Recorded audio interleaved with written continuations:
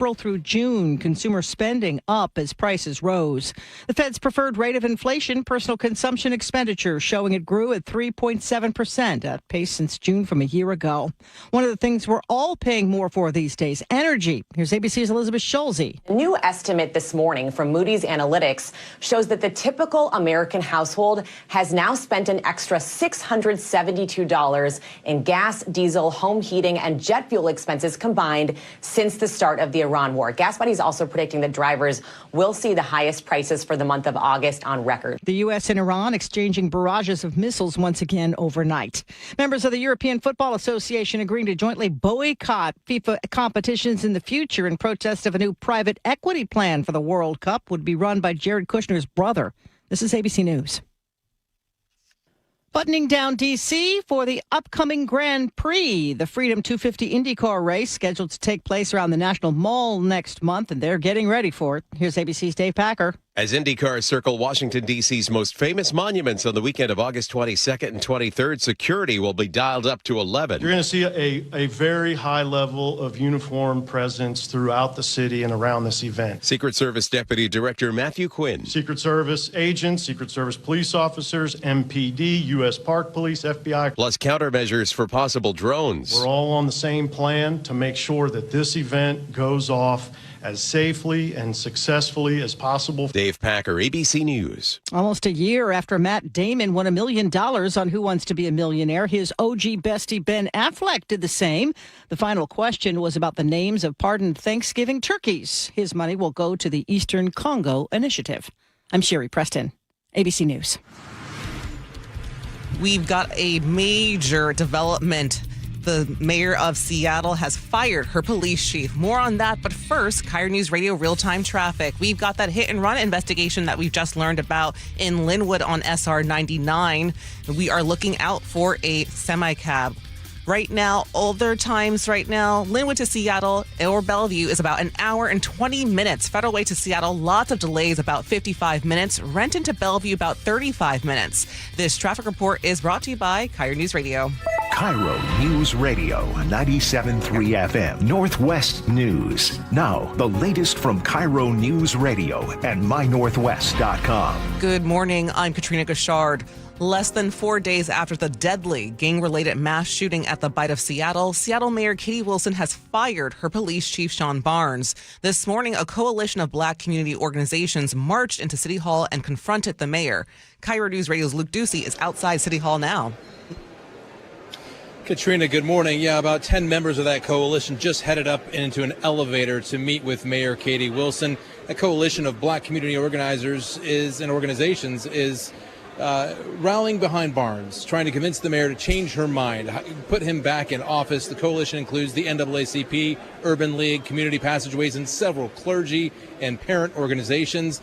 They want to know also why Chief Barnes was fired in the first place. Is he being blamed for delaying communications, getting information out to the public about the shooting on Sunday night? Also, his trips out of town coming into question over the past months as well. Was that the reason? They also say she doesn't have many people of color in her administration. They want to ask her about that as well. If one person in the coalition said because she doesn't know them as a community and they don't know Chief Barnes and his accomplishments. Live at City Hall, Luke Ducey, KIRO News Radio. Thank you, Luke. Hundreds gathered at Seattle Center last night to honor the victims of Sunday's deadly shooting. KIRO 7 TV's Nia Bliss was there. We come before you as humble as we know how. Days after Sunday night shooting at the Bite of Seattle, Showing that we are one here in Seattle. a few hundred gathered together at the Seattle Center. These are for a friend that was hurt. Ikaika Corpus says, I was up close and personal to seeing, people going down. though suffering sleepless nights himself, Corpus gained the courage to come back for the first time since the shooting to offer this small gesture. I just love to honor those people, those who are hurt and those who are not with us today. If you'd like to donate to the victims' families, we've posted their GoFundMe pages on mynorthwest.com. King County prosecutors have filed charges against the 15-year-old arrested at the Bite of Seattle shooting on Sunday night. He's charged with first-degree assault. Casey McNerthney in the King County Prosecuting Attorney's Office says police believe they can show that he fired shots into the crowd. However, preliminary testing of bullets recovered from the 2 bystanders killed show they did not match the weapon that the boy was seen firing. Investigators, meanwhile, are still trying to figure out what happened. And I would imagine that includes what bullets from which guns, and that investigation could go on for several more days or weeks. Prosecutors are asking that the boy be tried as an adult. 3 people, including another suspect, died, and at least 4 others were hurt, including a 2-year-old boy. Frank Lindsay, KIRO News Radio. An initial hearing on whether to try the boy as an adult is set for this morning. Sunday night shooting left 3 people, including another suspect, dead and at least 4 people hurt. Now to your KIRO News Radio news forecast. We've got sunshine on the way today. Highs will be close to 80. Right now, it's 60 in downtown Seattle. I'm Katrina Kashard, KIRO News Radio. Your best source for local news, serving Western Washington and the world with the KIRO News Radio app. Always streaming live on your smart speakers. You're listening to KIRO News Radio, Northwest News. This is the Gee and Ursula Show with G. Scott and Ursula Reutin. Good morning, everybody. Thank you so much for joining us here on the Gee and Ursula Show. Gee is out today. Angela Poe Russell is in. Good morning, Ursula. Good morning, everybody. Welcome back. Thanks for this having me. is a big news day, so I know that it bums Gee out to not be here today, but we've got a lot to talk about. Obviously, big fat shakeup at City Hall, and we still don't exactly know how to use the terminology. Was he fired? Was he pushed out? Was he forced to resign? So we're going to have details on that coming up. As always, we invite you to join us on the Muckleshoot Casino Resort text line. We're also going to find points of levity.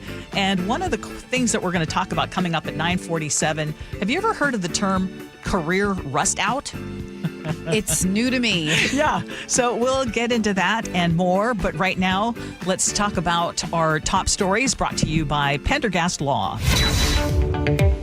Seattle Police Chief Sean Barnes is out. Multiple sources telling us that Mayor Katie Wilson relieved Barnes of his duties last night, telling him to resign or be fired. The mayor's office, as of this morning, has not made a public announcement, but this departure follows days of criticism over the response to Sunday's deadly Bite of Seattle shooting. So as we've been reporting, Barnes was attending a conference in Texas, and Seattle waited nearly 5 hours for officials to publicly explain whether the danger had passed. Chief Barnes also angrily confronted a reporter who questioned how often he is away from Seattle, which is something that came up. I have been here working as hard as I can for this city from the day I got here. Do you got that? There are reports that you are not in town often. Their reports are wrong. Do you understand? Let's go, man. Let's go. You understand? So when Let's go. Thank you. And as we have reported, he later called it passion, not a heated exchange. And during a press conference earlier this week, he also rejected the claims that he goes back to Chicago many weekends because his family lives there. Certainly, I don't travel as often as I would like to. I think any reports that I'm gone every weekend are grossly misstated. I don't have that kind of money.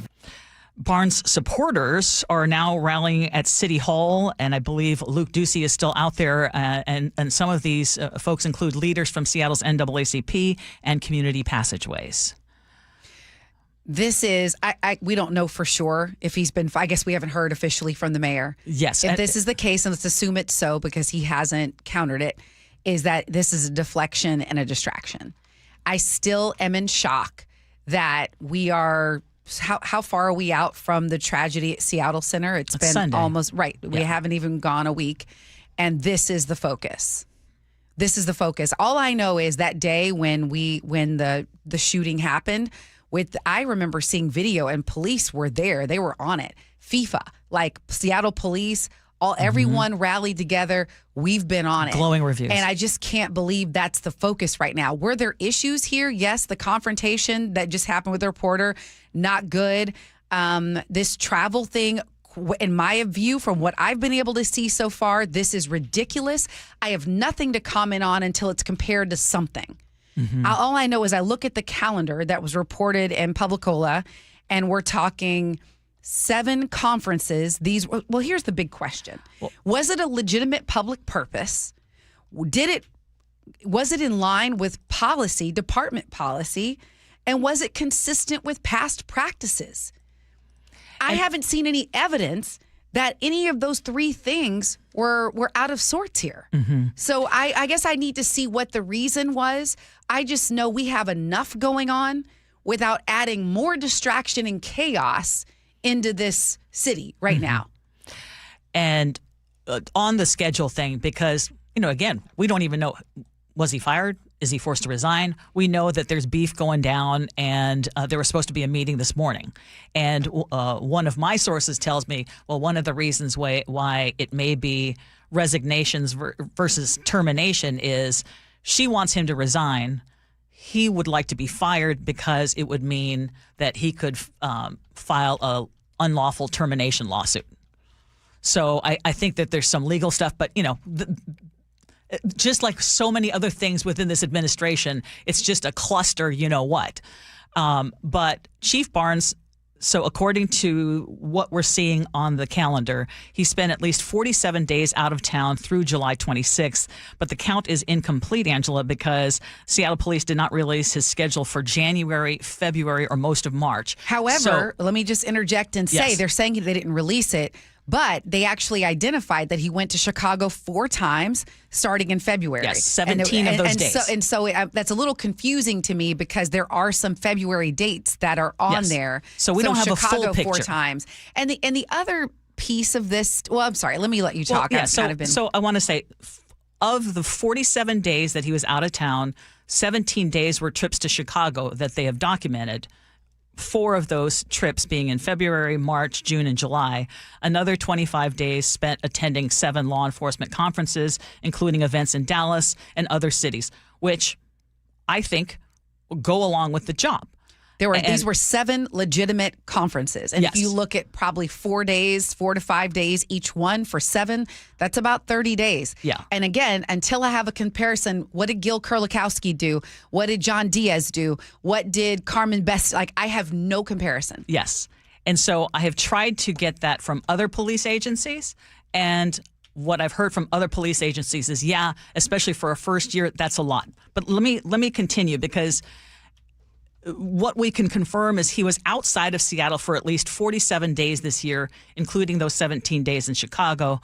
And given the problems that we have in the city of Seattle, I think that the travel schedule could be a bad look, but I don't think in and of itself was a legitimate reason to fire him. No, that's something you can adjust. It's something you can easily adjust. And if you want this person as your chief, and that's the big if. Because remember, Mayor Katie Wilson, like you said, it could have told him she expected him to travel less. Or, you know what, this is becoming a problem. You need to be more physically present in Seattle and more fully invested in this community. They could have worked something out if she wanted him as chief. But and I got to also mention that Chief Barnes did not help himself with that confrontation and then not fully owning it. I think he just said, look, that was wrong. I shouldn't have done that. I will do better, et cetera. But given this time when it's so volatile, he kind of handed her a little extra because I think she was looking for a way to get him out anyway. Yeah, and notice how this has become the conversation. Yes. Not the victims, not like what led to this, not the response time. And keep in mind, I want to be very clear. Again, my background is my dad was a police captain who was up for chief. And I'll never forget asking him about the job. And he said, I don't want that job. He liked the job, but he said, not under that mayor. And I'm like, why? He said, I'm not going to be his puppet. Mm-hmm. And so when you're a police chief in many cities, the mayor is your boss. So when he came out and said, well, we were ready with the information, we were waiting for it to be accurate, was that really the case? Or was he having to agree with what his boss has said? Oh, and I want to be sure. And so we're clear talking on about something. this other stuff instead of that. Yeah, I want to be clear about something. This is still on Katie Wilson and the mayor's office on that failure of communication for 5 hours and waiting for dignitaries. That's not Chief Barnes. That's Mayor Wilson. She is responsible for making sure that the public gets timely communication. That's on her. But they were already clashing over security cameras. She inherited him. She did not pick him, and there was a question as to whether she would even keep him. Exactly. He was Mayor Harrell's pick. So, unfortunately, he did hand her some ammo that she needed to remove a chief that she didn't want in the first place, and that's what she's doing. And you know what? I really want to dig in on that because they clashed on cameras, meaning she was like, cameras down. He's like, I want cameras up. Yes. That's your boss. He said it on our show. Yeah. Yes. No, so, I mean, she is not. It was already contentious. Yeah. Absolutely. Yeah. Yeah. And she's just using this as a convenient excuse. Meanwhile, now the question is, who's going to replace him? I mean, I just don't have a lot of faith in her. Who's going to replace him? He takes his command staff likely. I mean, so there's going to be a lot of questions for a department that has needed some kind of stability, and I hope that he would be the one. Yes, and that is my other point, Ursula, is good luck with the search for the next police chief. I went over this the other day. Our track record of every 3 years and all this turnover, no consistency. The last long-term person we had was Gil Kurlikowski about 20 years. Has it been almost 20 years ago? I may have the math wrong. But when you are considering a move, especially if it does involve family, if this next person has a family, male, female, or maybe it's someone internal, you have to think who you are going to be working with. Yes. And I mean, I hope I live here. I've been living here forever. I want us to have a great person. Yes. But I'm really worried about us being able to find a quality individual who would want to take the job. Absolutely. And just so you know, we will have former King County Sheriff John Urquhart joining us in the 10 o'clock hour. We could get his perspective on this and a whole lot more because, as you said, we're not talking about the victims. We're not talking about the investigation, the difficulties in the investigation. Speaking of which, the 15-year-old who was arrested after the shootout is not being accused of killing the two bystanders whose bullets were tested because ballistics appeared to rule out that ghost gun that was found on him as the weapon that fired those fatal shots. But prosecutors say an officer did see him firing into the crowd, and they've now charged this 15-year-old with first-degree assault and illegal gun possession. Now, prosecutors are asking a judge to move the case from juvenile court into adult court. That is a process that could take months. If the case stays in juvenile court, he could still face some years in custody. If he's tried and convicted as an adult, this assault charge and the firearm enhancement could expose him to more than a decade behind bars. So is the concern here that this juvenile may not get serious time? Well, a couple of things. One is right now they don't have him for allegedly killing the two bystanders whose bullets were tested, right? So that gun that they found on him, they would not be able to prove that because some people say, well, why wasn't he charged with manslaughter? That why was my initial thing, right? You were part of a gunfight that led to people being killed. Now, prosecutors, if they get additional evidence, could increase the charges. But I want to address that because I have heard a lot of talk and about the idea of Seattle and King County are so soft in crime, which we've talked about, and there's a lot of legitimacy to that. We kind of are. Yeah, we are absolutely. Depending on the crime. I think you and I are both on the same page when it comes to we need to be tougher on crime, including juvenile crime, and I think it's a farce that juveniles get 5 chances with guns before they do any serious time. And I'm with the King County prosecutor who has been fighting to change that. Yes. And if I'm in a gang, if I'm leading a gang, you would have maybe the juvenile. Now, okay, let's be clear. Yes. If the juvenile commits an act with the gun. Yes, that is a different thing. Yes. But we're talking about not catching this issue and yes, punishing, but hopefully with juveniles, rehabilitating in a meaningful way. Until you get to the 5. Yes. But I want to make sure we don't conflate the two because in this case, 2 people were killed. Absolutely. And prosecutors are trying to move him into adult court. And if they succeed and convict him even of first-degree assault, that's a Class A felony. And even if this person doesn't have a previous crime record, that could be 8 to 10 years. Firearm allegation could add another 5 years. So he could be doing 13 to 15 years in prison. I just want to put away this idea of like, oh, this is going to be another one that's 30 days. We don't know. He hasn't even gone to trial yet. Yeah. But it sounds like based on the law we have in this case, there should be some significant time. And in any case where a juvenile has a weapon illegally and they commit a crime with that weapon, there's a mandatory 6-month minimum sentence added onto that crime. So when you hear 5 times, they can have up to 5 times, you would have to say, pull over a teenager and catch them 4 times with a gun while committing no other crime for them to only be spending 30 days. And even then, judges have discretion to enforce more.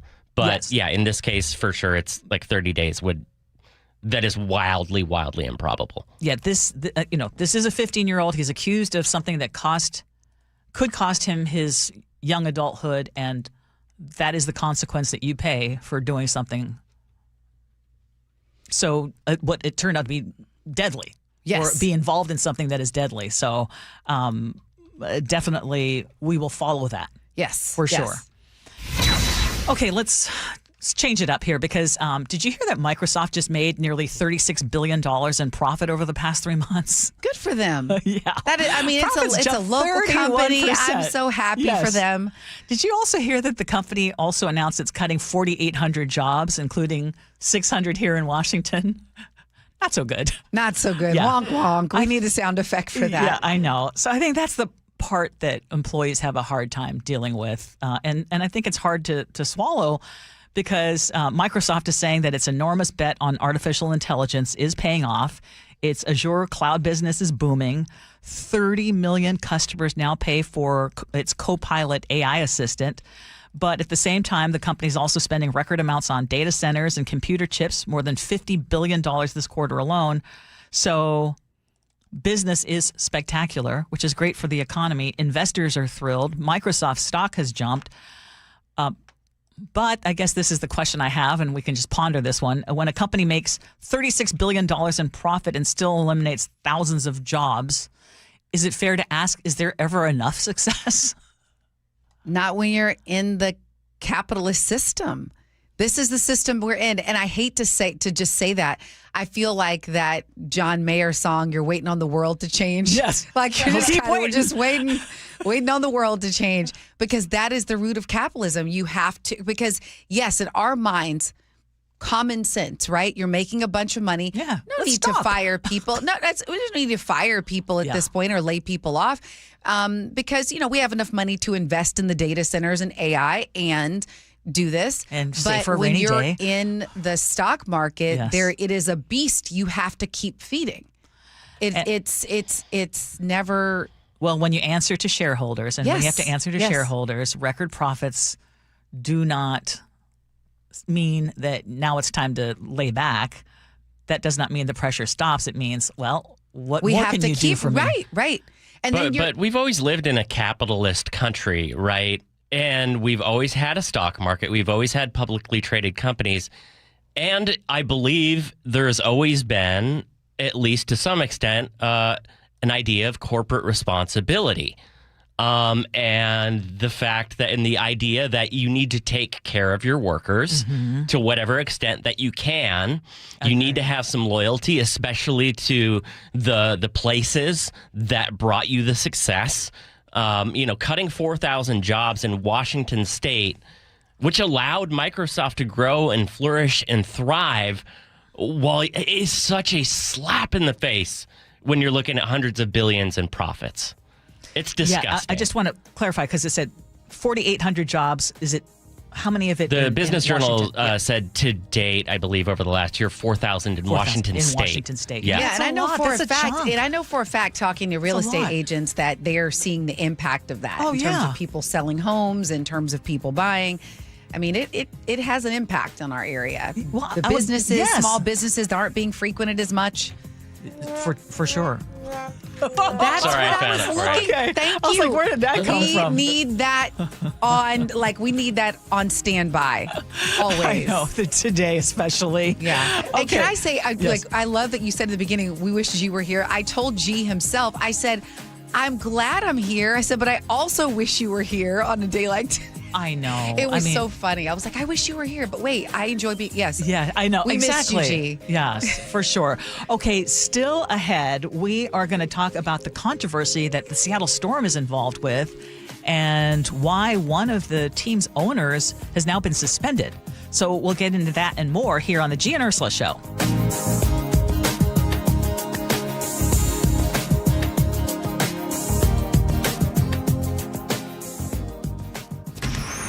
Choke Points with Chris Sullivan. With Choke Points, we try to answer listeners' questions. It can be as simple as a neighborhood stop sign, or it can be as big as the budget for transportation. I don't care. I'll find the answer for you. It's really easy to get a hold of me at mynorthwest.com. We have a direct link there that gets right to me. You can also do it in the app. You can hit me up on the text line. Choke Points, presented by Carter Subaru. Tuesdays and Thursdays on KIRO Newsradio 97.3 FM. How sweet it is!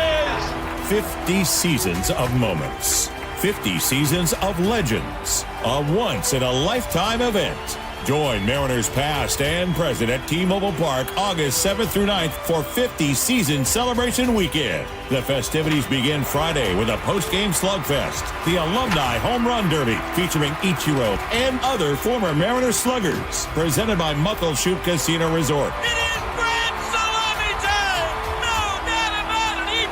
Saturday will be a showstopper. 50 Season Celebration Night presented by Daktronics. Arrive early to witness the biggest gathering of franchise icons ever assembled as the 50 greatest Mariners from across all 5 decades are revealed. It just continues. Oh, the weekend wraps up on Sunday with a collectible 50 Seasons pin giveaway thanks to KeyBank. Seats are going fast. Get yours at mariners.com/tickets. There are 6 markets you can place your money in. Research suggests it's better to have exposure to all 6 markets. Don't miss a potential opportunity because you didn't strategically diversify your assets. Hi, Jeff here with Madrona Financial and CPAs. Request your no-cost Madrona analysis today and discover what you may be missing in your portfolio. Call 833-673-7373 right now to request your analysis. That's 833-673-7373.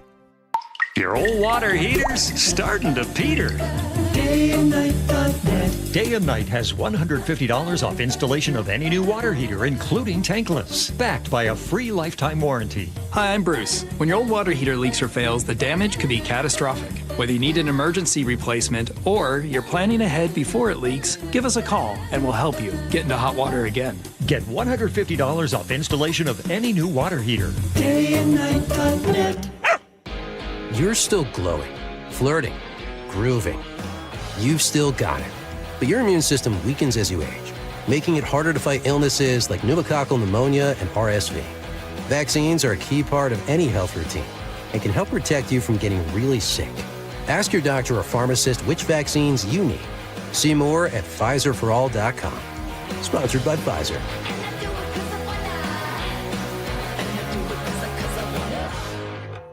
Finding great candidates to hire can be like, well, trying to find a needle in a haystack, but not with ZipRecruiter. Its powerful technology actively finds and invites qualified candidates to apply to your job. So while other companies might deliver a lot of hay, ZipRecruiter finds you the needle in the haystack. See why 4 out of 5 employers who post a job on ZipRecruiter get a quality candidate within the first day. Try ZipRecruiter for free at ZipRecruiter.com/free. That's ZipRecruiter.com/free. ZipRecruiter. What would you do if the person you love needed round-the-clock care and you had no plan to pay for it? I was very worried about running out of money. When Mike's wife was diagnosed with dementia, he turned to LifePoint Law and Elder Law attorney Rajiv Nagayich. And then he said, "You're going to be okay, but we have to get through these steps." Then I felt a whole lot better going into it. It was still a very difficult process, but in the end, I knew that there was someone there that if I needed help, understood what I'm going through. LifePoint Law helped Mike protect his wife, his finances, and his future. They laid it out really well up front. They give you a very in-depth plan. There are so many things that you don't know.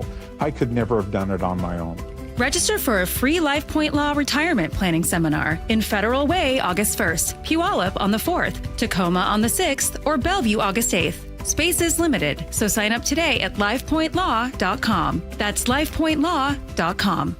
Hey, Jake Skorheim here. Did you know every qualifying vehicle at Sunset Auto Family comes with oil changes for life? That's about $150 each, and you get up to 5 a year, saving you thousands over the life of your vehicle. Visit our friends at Sunset Auto Family. You just get more at Sunset, and people do like that. We all hear the radio ads about the IRS. They tell you to be afraid, to be scared, and they try to frighten you into calling. I'm not here to do that. Tax Relief Advocates is different. TRA is here to tell you that if you owe money to the IRS, whether it's $5,000, $50,000, or $500,000, we have a solution. It doesn't matter if you're sitting in your car, at work, or with your kids. No matter where you are, call now. 800-575-8157. Don't lose hope. TRA can eliminate or reduce what you owe to the IRS. Generous programs are now available that can give you a fresh start. Our passion is taxes and helping individuals fix their IRS problems. We have over 1,000 5-star reviews on Google and an A+ with the Better Business Bureau. You don't need to be afraid of the IRS any longer. End your tax nightmare today by visiting us online at TRA.com or call 800-575-8157. That's 800-575-8157. Tax Relief Advocates. Real solutions for real people. KIRO News Radio 97.3 FM Northwest News. Now, the latest from KIRO News Radio and mynorthwest.com. Good morning. I'm Katrina Gashard. President Trump says he may temporarily withdraw the name of his Attorney General nominee, Todd Blanche. ABC's Stephen Portnoy has the latest. The two Republican holdouts on the Judiciary Committee say they want it in writing, a commitment from the AG nominee that the anti-weaponization fund is dead, along with limits on the sweeping order barring tax audits targeting President Trump and his family. As Trump says he has no problem pulling Todd Blanche's nomination or renewing it when Tom Tillis and John Cornyn's terms expire in January, Cornyn says Trump would be mistaken if he believes those are the only two Republican senators who have concerns. Here in Washington, less than 4 days after the deadly gang-related mass shooting at Bite of Seattle, Seattle Mayor Katie Wilson has fired her police chief, Sean Barnes. This morning, a coalition of Black community organizations marched into City Hall to confront the mayor. KIRO News Radio's Luke Ducey is outside City Hall. About a dozen members of a coalition of Black community organizations, including the NAACP, Urban League, Community Passageways, and several clergy and parent organizations, went up into an elevator to meet with Mayor Katie Wilson. They want to know why Chief Barnes was fired. One of the members of the coalition says they want to know why the mayor doesn't have many people of color in her administration. She says because the mayor doesn't know them as a community, and she doesn't know Chief Barnes and his accomplishments either. Luke Ducey, KIRO News Radio. The 15-year-old arrested in Sunday's deadly Bite of Seattle shooting is charged with first-degree assault. King County prosecutors say they believe the boy fired into the crowd, and they're pushing to try him as an adult. Casey McNerthy says an initial hearing on that question is set for this morning. And then likely over the next several months, the court will hear arguments from prosecutors and defense on whether or not it should go to adult jurisdiction. If police find that the boy did hit someone, more charges could be filed, including murder. 3 people were killed and at least 4 others hurt, including a 2-year-old. At least one suspect is still at large. One of those killed is another suspect. A major development in Pierce County. The Pierce County Sheriff's Office says 21-year-old Brandon Torres Mesa has been arrested in Mexico in connection with the fatal shooting of 17-year-old Braylon Diaz in Parkland. This happened back in May. Detectives work with the FBI South Sound Task Force, and Mexican authorities to track him down. He's been returned to the U.S. and is expected to be extradited to Washington to face charges. And now to your KIRO News Radio real-time traffic. All lanes of southbound SR 99 are still blocked in Linwood. We now know it was a hit-and-run. Trooper Kelsey Harding. Unfortunately, the semi-truck did not stay on scene. We have witness reports saying that it was a semi with a blue cab and white trailer. Other drive times right now, Linwood to Seattle or Bellevue is going to take you at least an hour and 10 to an hour and 20 minutes. Federal Way to Seattle, a lot of delays, about 55 minutes. Renton to Bellevue, about 33 minutes. This traffic report is brought to you by Harborstone Credit Union. Open a money market special online with a 3.75 annual percentage yield with full access to your money the entire time at harborstone.com/moneymarket, insured by NCUA. For your forecast, warm weather and sunshine is on the way. Highs will be close to 80. Right now, it's 62 in downtown Seattle. I'm Katrina Gashard, KIRO News Radio. Your best source for local news. You're listening to KIRO News Radio, Northwest News. Welcome back to the Gee and Ursula Show. Gee is out today. Angela Poe Russell is in. Coming up at 9:47. Have you ever heard the term rusting out your career? I hope that doesn't mean myself. just getting old. I'm like, I know, right? Exactly. Okay, we'll talk about that coming up at 9:47. But right now, we need to talk about what's going on with the Seattle Storm, because the team has now issued an apology over this incident earlier this week involving one of the team's co-owners and 2 teen fans. So if you haven't been following this is a confrontation that happened during Tuesday night's game against the Indiana Fever at Climate Pledge Arena.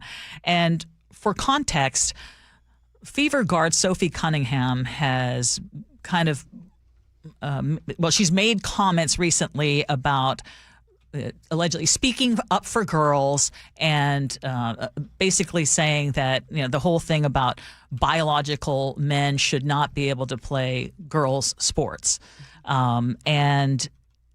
So these girls were wearing T-shirts that had XXXY. They were from this company's this is an athletics company that advocates for limiting girls and women's sports to biological females.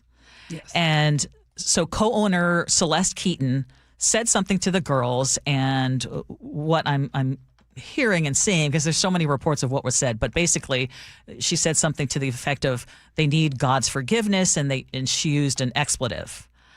And so now Storm majority owner Ginny Gilder has issued this public apology saying that everyone who attends a Storm game deserves to feel welcome and treated with respect.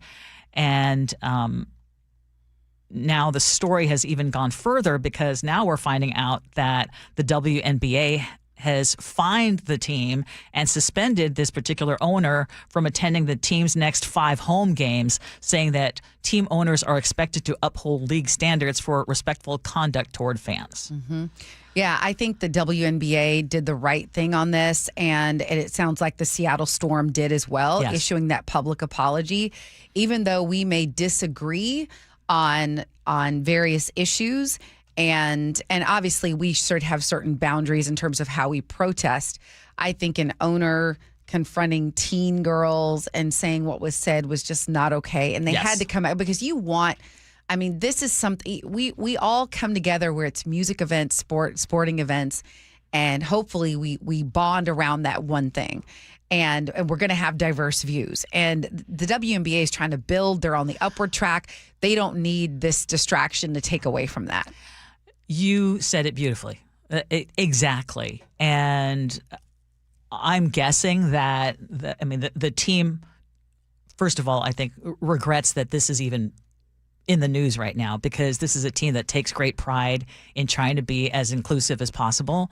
And I will also say that there has been a lot of push from certain groups to make Sophie Cunningham this at the center of this controversy, like putting her out there and asking people, hey, show up before the game. Let's hold a rally. I think a couple dozen people showed up for this rally. And then putting the girls, I think they were used. Putting the girls right there in the front row. Well, here's one question I have for everyone listening. And then, Chef, I want to get your thoughts on this. Is it harassment, though, to come to a game wearing a shirt that said what it said about, like, to a group of diverse women on the court for them to see, or for people who might be, it just, there are shirts that you can wear that can just be a form of harassment. And would you consider that shirt to be a form of harassment? Well, I think some people would think it's a form of harassment. Yeah. I also think and then putting him in the front row. Putting him in the front row. It's not okay. It wasn't cool. No, it was essentially done to provoke a reaction, and that's exactly what it did. It provoked a reaction. I'm being very careful in the words that I use, too, because this is one of those topics that you can just go sideways real easily. 100%. And again, I believe in protesting, but I'm saying when you come to a game where there's a lot of diversity in there, the LGBTQ community loves going to the WNBA, and you wear a shirt like that, for me, it feels like harassment. It feels like you're trying to hurt me. It's intentionally provocative. And that's not love. It's intended to provoke. Yep. Go ahead, Chef. What were you going to say? If you're going to talk about paid protesters, I guess this would be paid protest if you're buying people front row tickets to wear those shirts. But I want to explain something to people that does not get into any sort of controversy or opinion about transgender rights and whether or not you believe that, trans girls should play in girls' sports. So these girls are wearing these shirts that say XXXY, right?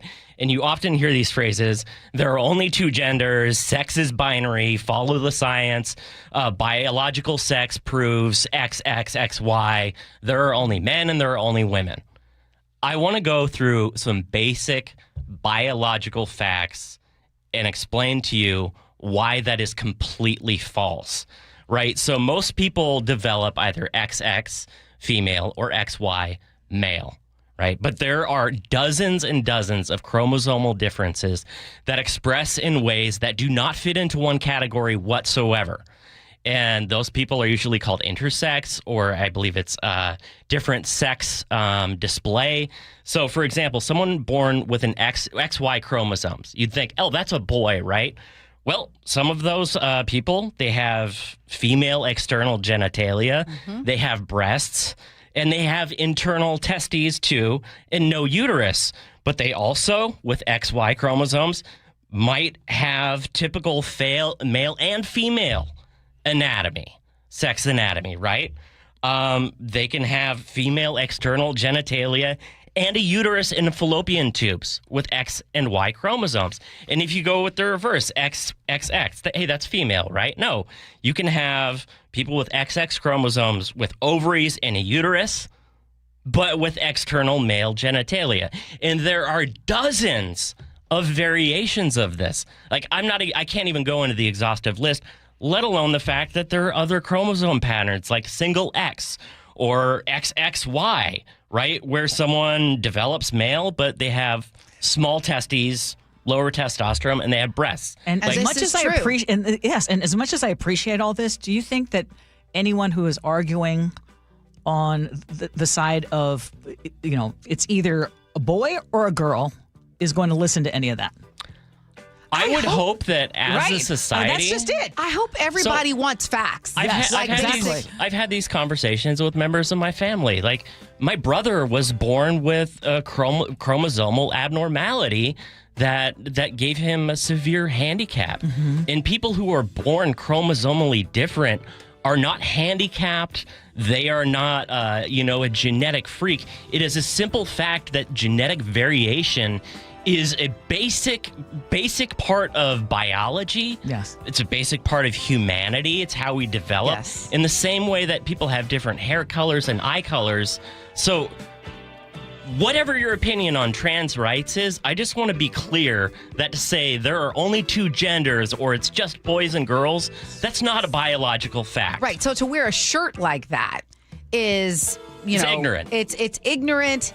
It's offensive to people who exist beyond that. It's not scientifically. It's a lot of things. If this is new to you or you don't understand it, that's fine. Like, we can all work to better understand one another and still remain respectful. A lot to chew on. I know a lot of you are weighing in. Muckleshoot Casino Resort text line 888-973-5476, 888-973 KIRO. Okay, coming up at 9:47, what is career rust out? And could you be dealing with that right now in your job? We'll talk about that next on the Gee and Ursula Show.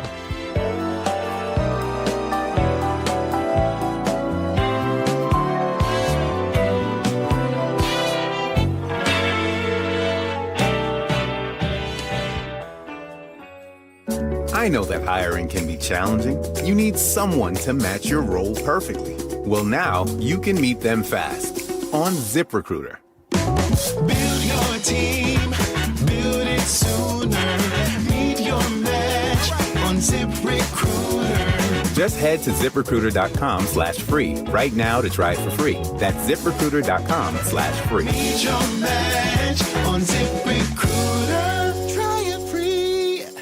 Ryan Reynolds here from Mint Mobile. With the price of just about everything going up, we thought we'd bring our prices down. So to help us, we brought in a reverse auctioneer, which is apparently a thing.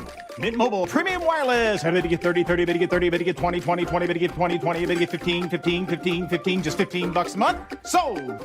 Visit mintmobile.com/radio. Upfront payment of $45 for 3 months, $90 for 6 months, or $180 for 12-month plan required. $15 per month equivalent. Taxes and fees extra. Initial plan term only. Greater than 50 gigabytes may slow when network is busy. See terms. Tired of hearing scary radio ads about the IRS? Tax Relief Advocates is different. TRA is here to tell you that if you owe money to the IRS, whether it's $5,000 or $500,000, we have a solution. TRA can eliminate or reduce what you owe to the IRS with zero risk to you. We have over 1,000 5-star reviews on Google and an A+ with a BBB. End your tax nightmare today by visiting TRA.com or call 800-583-6681. That's 800-583-6681. If the world were like a Sleep Number mattress, everything would adapt for your comfort. Your coffee would never get cold.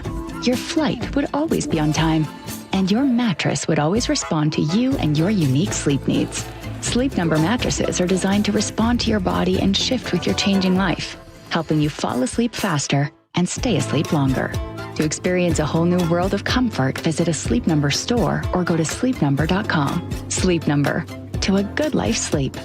Guys, did you know your testosterone level impacts your energy, libido, sleep, weight, hair loss, mood, and even ED? And right now, Revive Men's Health Seattle will check your testosterone for free. They've helped thousands of men since 2011 feel and perform better. They're so confident they can help you, they even guarantee it. Schedule your free testosterone test, exam, and consultation today. Call 206-529-1111. That's 206-529-1111. Or visit ReviveMen'sHealth.com. John Curley here. When the AC starts acting up, don't assume you need a whole new system. Home Comfort Alliance, their approach is simple. Repair first, replace only if needed. Their techs diagnose the real problem because a simple fix can often get the cooling back up again and not cost you a full replacement. Need something new? Ask about a heat pump for year-round comfort. That's what we did at the barn. Get real pricing in 60 seconds at HomeComfortAlliance.com. Call the comfort people. HomeComfortAlliance.com. Hey, how's your money situation? Are you ready for retirement? Well, if you want to know what the pros are doing to make wealth multiply and retire like royalty, then you need to listen to this show, Sound Path Through Retirement, with Ben Koval and Matt Leibarger. Get your money right and tune in every weekend, Saturdays at 10 a.m. and noon on KIRO Newsradio 97.3 FM. Olympic Hot Tub has more ways than ever to achieve total wellness at home. Immerse yourself in a saltwater hot spring spa and let jets melt stress away. Enjoy a refreshing swim in an endless pool swim spa. Retreat to healing warmth and detox in a Tilo sauna. Then awaken mind and body with a cold plunge. You'll be saying, ah, in no time. Your path to wellness starts today at Olympic Hot Tub. Current specials with exciting savings at OlympicHotTub.com.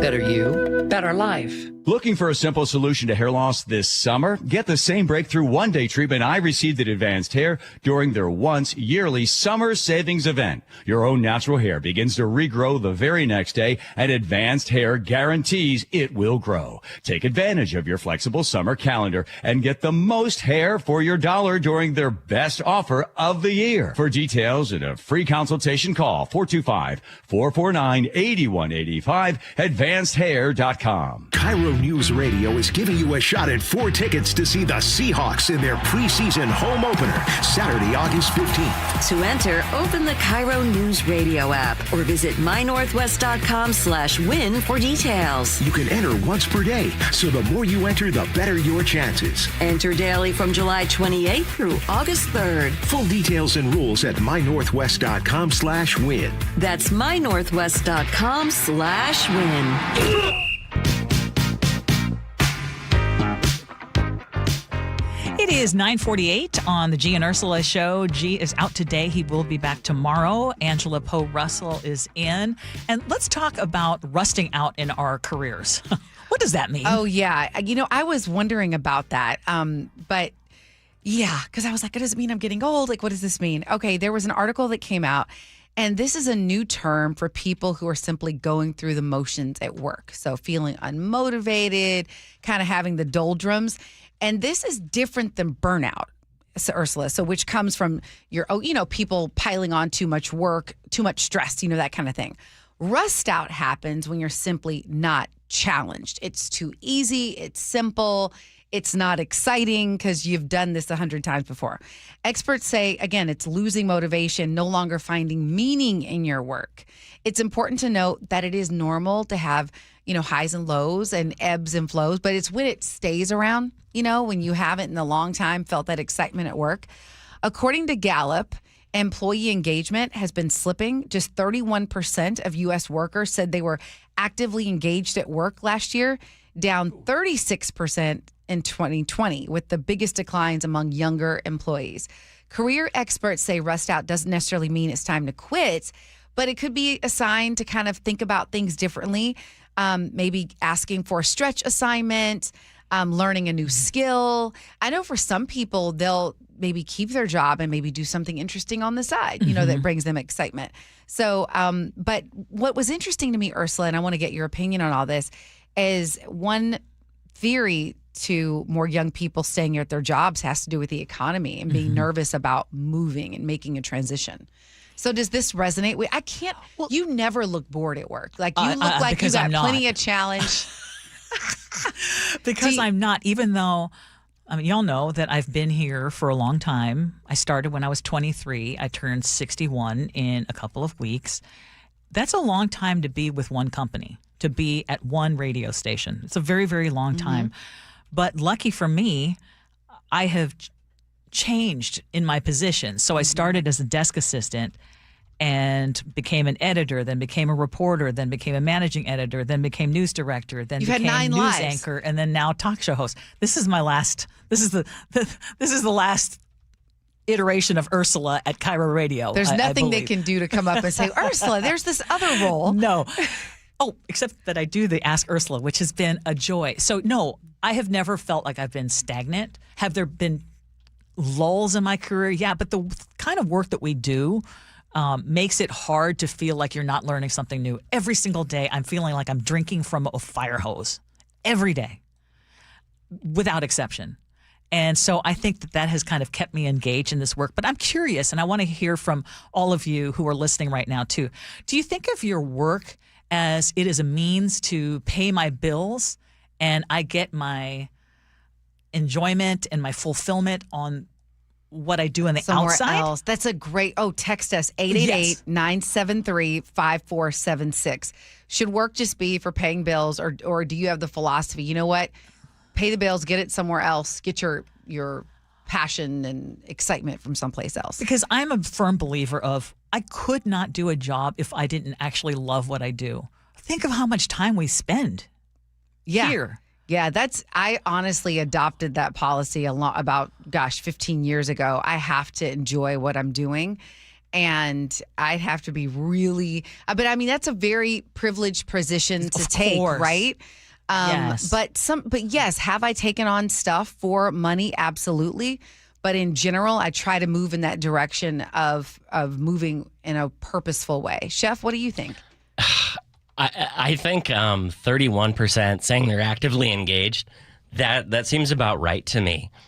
Because, how many people stay in a job because they need the health care, right? Or they stay in a job because that's the job that pays them well enough or provides them the schedule that gives them the flexibility with their family. Or how many people are in a job that they're maybe excellent at and, they would love to be more engaged, but, they have no means of moving forward in their career, that position. Or they work with coworkers who are, create an untenable environment. Mm-hmm. I think what this reminds me, and Angela, you brought this up, is what a gift it actually is if you find fulfillment in your work.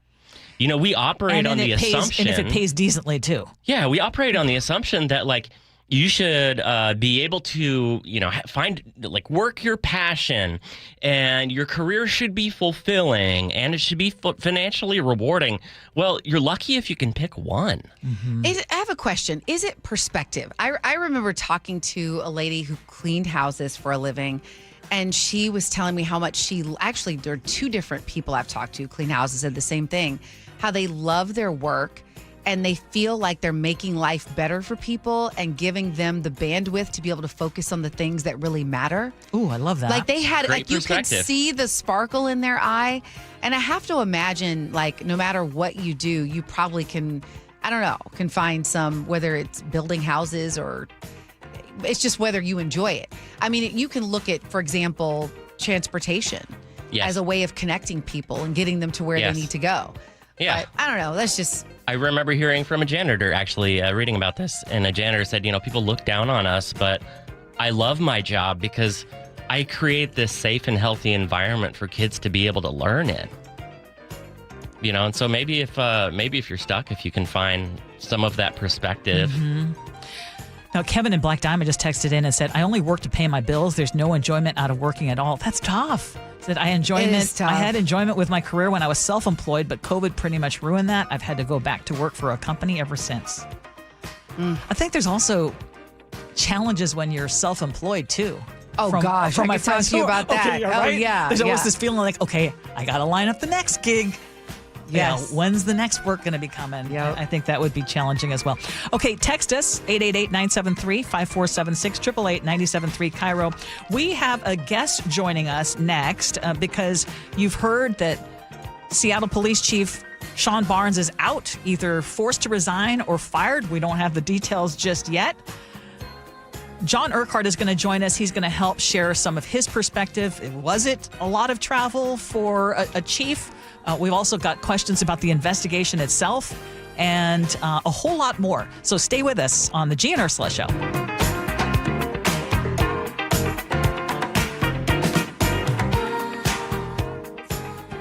There's a sink at the brink and a drain that's a pain. DayandNight.net. Slow drain? Backed up toilet? Call Day and Night to save $100 off any drain cleaning. Hi, I'm Bruce with Day and Night Plumbing and Heating. From a slow drain to a major backup, no drain is too big or too small. Whether we're your first choice or smart second opinion, I guarantee our experts will solve any drain problem, day or night. Now get $100 off any drain cleaning. DayandNight.net. Jake and Spike. There's a rule. Noon to 3. If someone can do something about it, you tell them. That's a good rule. If they can't do something about it, you don't say anything. Were they worried about the awkwardness? That's on them. Subscribe to the Jake and Spike YouTube channel and watch live or later. At Madrona Financial and CPAs, we believe there are 7 steps that must be taken in preparation for a successful retirement. Retirement needs more than just a basic income plan.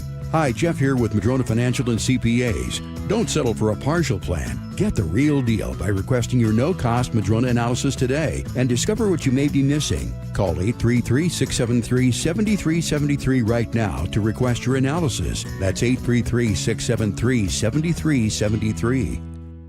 Jane Dawson did something smart. She saved hundreds on auto insurance switching to Progressive. With the money she saved, she got herself a pricey bird feeder with an ultra-high-def camera. Should Jane have just bought a regular bird feeder? Yes. Is it hard for her to admire nature when the camera doubles as the bird's potty?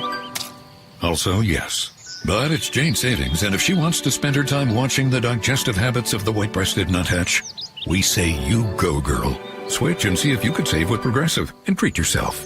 Progressive Casualty Insurance Company and Affiliates. When you see this in your kitchen, The stainless steel fridge is covered in fingerprints. you hear this. Leslie, people are going to think you were raised in a barn or by wolves or raised in a barn by wolves. Fortunately, Wyman Stainless Steel 3-in-1 cleans, shines, and protects to give you the best shine. A spray and a wipe will have your fridge shining like a mirror.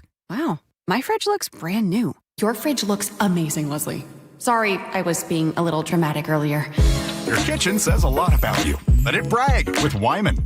Did you know that 4,000 women are diagnosed with breast cancer every year in Washington state? I'm Dr. Suzette Miranda with Northwest Hope and Healing. We provide financial support for breast and gynecologic cancer patients in our community. Join us at Life in Color, a summer brunch, auction, and fashion show on August 23rd at the Somme Hotel in Woodinville for an unforgettable afternoon of inspiration. Get your tickets now for Life in Color on August 23rd at nwhopeandhealing.org. That's nwhopeandhealing.org. Man, I love this place. I've been surfing here since I was a kid. Now, seeing my grandson out on the water, it means everything to me. Watching him and taking in the blue waves, the sea breeze, the blurry horizon? If you have geographic atrophy, or GA, subtle changes in vision could mean it's progressing toward irreversible vision loss. Izervay is proven to slow GA progression and could help preserve your vision for longer, so you may keep seeing the world around you. Izervay, or avacincaptad pegol, is an eye injection. Don't take it if you have an infection or active swelling in or around your eye. Izervay can cause eye infection, retinal detachment, or increased risk of wet AMD. Izervay may cause blood in the white of the eye, blurred vision, or a temporary increase in eye pressure. Do not drive or use machinery until vision has recovered after an eye injection or exam. Ask your retina specialist how you can slow your GA with Izervay. To learn more, call 1-855-IZERVAY or go to izervay.com. Paid for by Astellas Pharma. Nothing worse than clutter. With Closets by Design, everything will finally have its place. 40% off plus an additional 15% off and 18 months 0% financing on approved credit if paid in full. ClosetsByDesign.com or call 1-800-BY-DESIGN. Your best source for local news. KIRO News Radio, KIRO FM, and HD1, Tacoma, Seattle, Northwest News. ABC News, I'm Wayne Cabot. A Washington surprise. President Trump now saying he may pull the nomination of Todd Blanche for Attorney General until the two men blocking the vote in the Senate, John Cornyn and Tom Tillis, are out of office in January. Cornyn lost a primary bid for re-election and tells ABC's Jay O'Brien he remains a no vote because Blanche hasn't fully abandoned the compensation fund that President Trump wants. Well, I like to think that, in matters of principle like this, my position would be the same, but obviously provides a measure of political freedom. The war is widening. Iran firing missiles for a second straight day into Jordan and into Kuwait, where a strike killed a person. Iran's proxy suspected of drone attacks on ships off Egypt and into Saudi Arabia. Poland's prime minister says a Russian cruise missile left a giant crater in eastern Poland. The missile apparently was intended to hit a target in Ukraine. This is ABC News. More about the allegations against the actor Jared Leto from ABC's Hannah Battah. Explosive allegations against Jared Leto, who won an Oscar for his role in Dallas Buyers Club. He starred in a string of Hollywood movies, including Tron Ares and Masters of the Universe. But now he faces new allegations of sexual misconduct from multiple women who spoke to the BBC in the documentary Jared Leto, Hollywood's Dark Secret. ABC News has not independently verified these claims. 4 of the women say they were teenagers when they met Leto, who was in his 30s and 40s. He denies the allegations and has not been charged with a crime. There'll soon be a new way to get your food delivered faster from the air. DoorDash has approval from the FAA to begin its own drone delivery service and build its own aircraft. No timeline yet. Public outcry has some communities pulling the plug on automated license plate readers, but despite that, 100,000 plus of these AI cameras are in all 50 states. Wayne Cabot, ABC News. Seattle Police Chief Sean Barnes is out. More on that, but first, KIRO News Radio real-time traffic. All lanes of southbound 99 have reopened in South Everett at SR 525. It was closed for over 4 hours as State Patrol investigated a fatal hit-and-run crash involving a motorcycle and a semi. The rider was killed. Other drive times right now, Linwood to Seattle is going to take you at least an hour and 10 minutes. Federal Way to Seattle, lots of delays, about 45 minutes. Renton to Bellevue, about a half an hour. This traffic report is brought to you by KIRO News Radio. KIRO News Radio, 97.3 FM, Northwest News. Now, the latest from KIRO News Radio and mynorthwest.com. Good morning. I'm Katrina Gashard. Seattle Police Chief Sean Barnes is out. Multiple sources tell KIRO News Radio Mayor Katie Wilson fired Barnes last night. This comes less than 4 days after a deadly mass shooting at Bite of Seattle. At a press conference Monday, he was asked about a 5-hour delay in getting vital information out to the public. Chief, you know that people are angry that this was 5 hours that your department waited. Yeah, again, you're right. We do not have that person in custody, but we wanted to get it right. Now tensions are rising at City Hall. Barnes supporters say he's being unfairly blamed for the city's and the mayor's communication failures. A coalition of Black community organizations is rallying behind Barnes and trying to convince the mayor to change her mind. After a months-long international manhunt, a suspect in a deadly Parkland homicide is now behind bars. The Pierce County Sheriff's Office says Brandon Torres Mesa was located and arrested in Mexico with help from the FBI and Mexican law enforcement agencies. He's accused in the May killing of 17-year-old Braylon Diaz. Torres Mesa is now in custody and will be returned to Washington State to stand trial. A standoff in Grays Harbor County included a teen shooting arrows at police. According to the sheriff's office, a father in Elma called 911 about his son yesterday. He said the 13-year-old had an axe and was threatening to grab a gun. When deputies arrived, the boy started firing arrows at them and a police drone. A deputy fired one shot back, but the bullet did not hit the teen. They eventually ended the standoff using less lethal rounds to safely detain the boy. A speeding motorcyclist in Skagit County learned that running and even swimming won't outrun the Washington State Patrol. Troopers say they tried to stop the rider for speeding more than 20 miles an hour over the limit on State Route 9. The motorcycle later developed mechanical problems, with the rider using his feet to push it down the road before ditching the bike. Get on the ground right now! You're under arrest! He even tried to swim away. He was arrested and booked into the Skagit County Jail. And now for your KIRO News Radio weather. Sunshine is on the way. Warm temperatures close to 80. Right now, it's about 63 in downtown Seattle. I'm Katrina Gashard, KIRO News Radio. Your best source for local news, serving Western Washington and the world with a KIRO Newsradio app. Always streaming live on your smart speakers. You're listening to KIRO News Radio, Northwest News.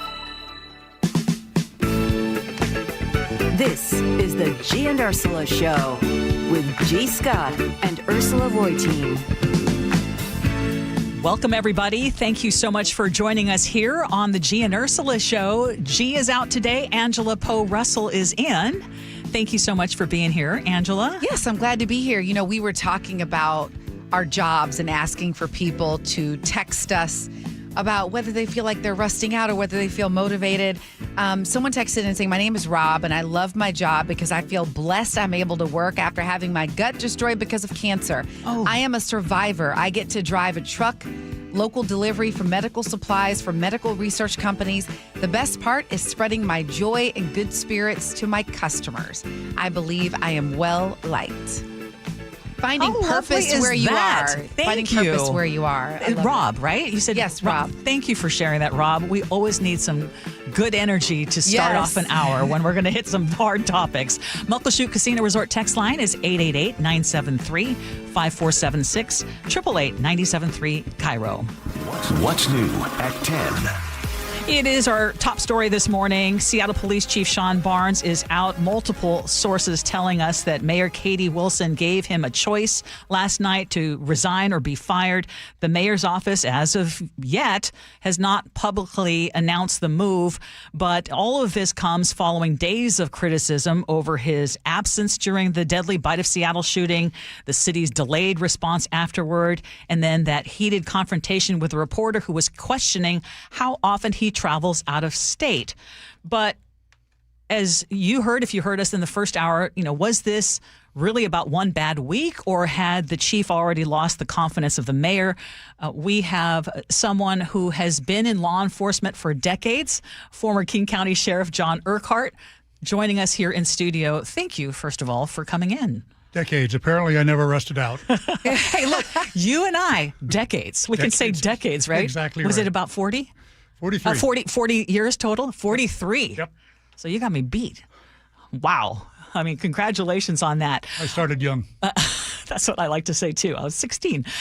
So, first of all, just react to what you're seeing. What you have seen over the last couple of days, culminating with what has happened now. Well, it has been a lot, and unfortunately, there's so much noise around this whole shooting, and it's too bad because it means we're not talking as much as we should probably about the victims and all the other victims that were there, besides just the people that got shot and killed.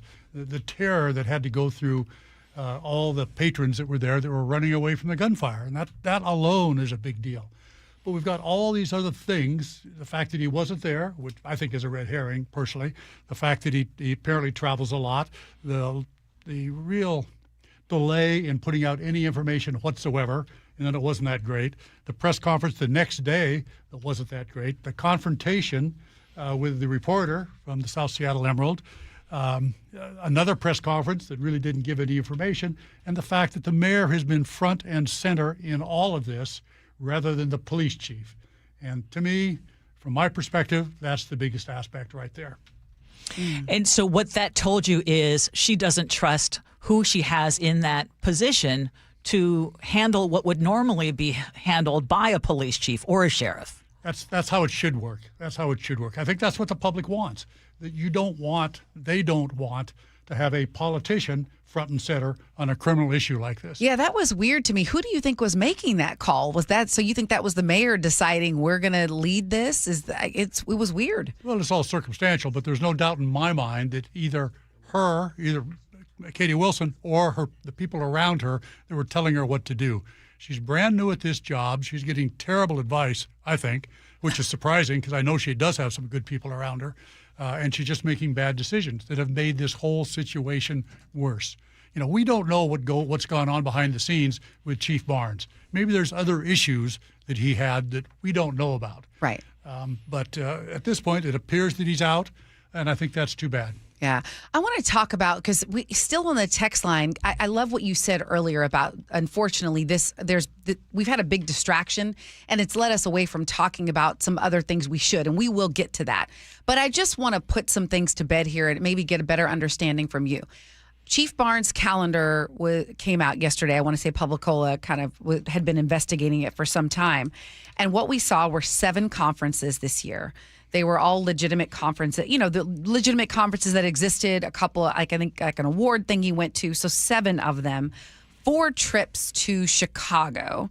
And it's my understanding that he has a high schooler. So I have to imagine if he got the job a year ago, maybe there was a whole transition.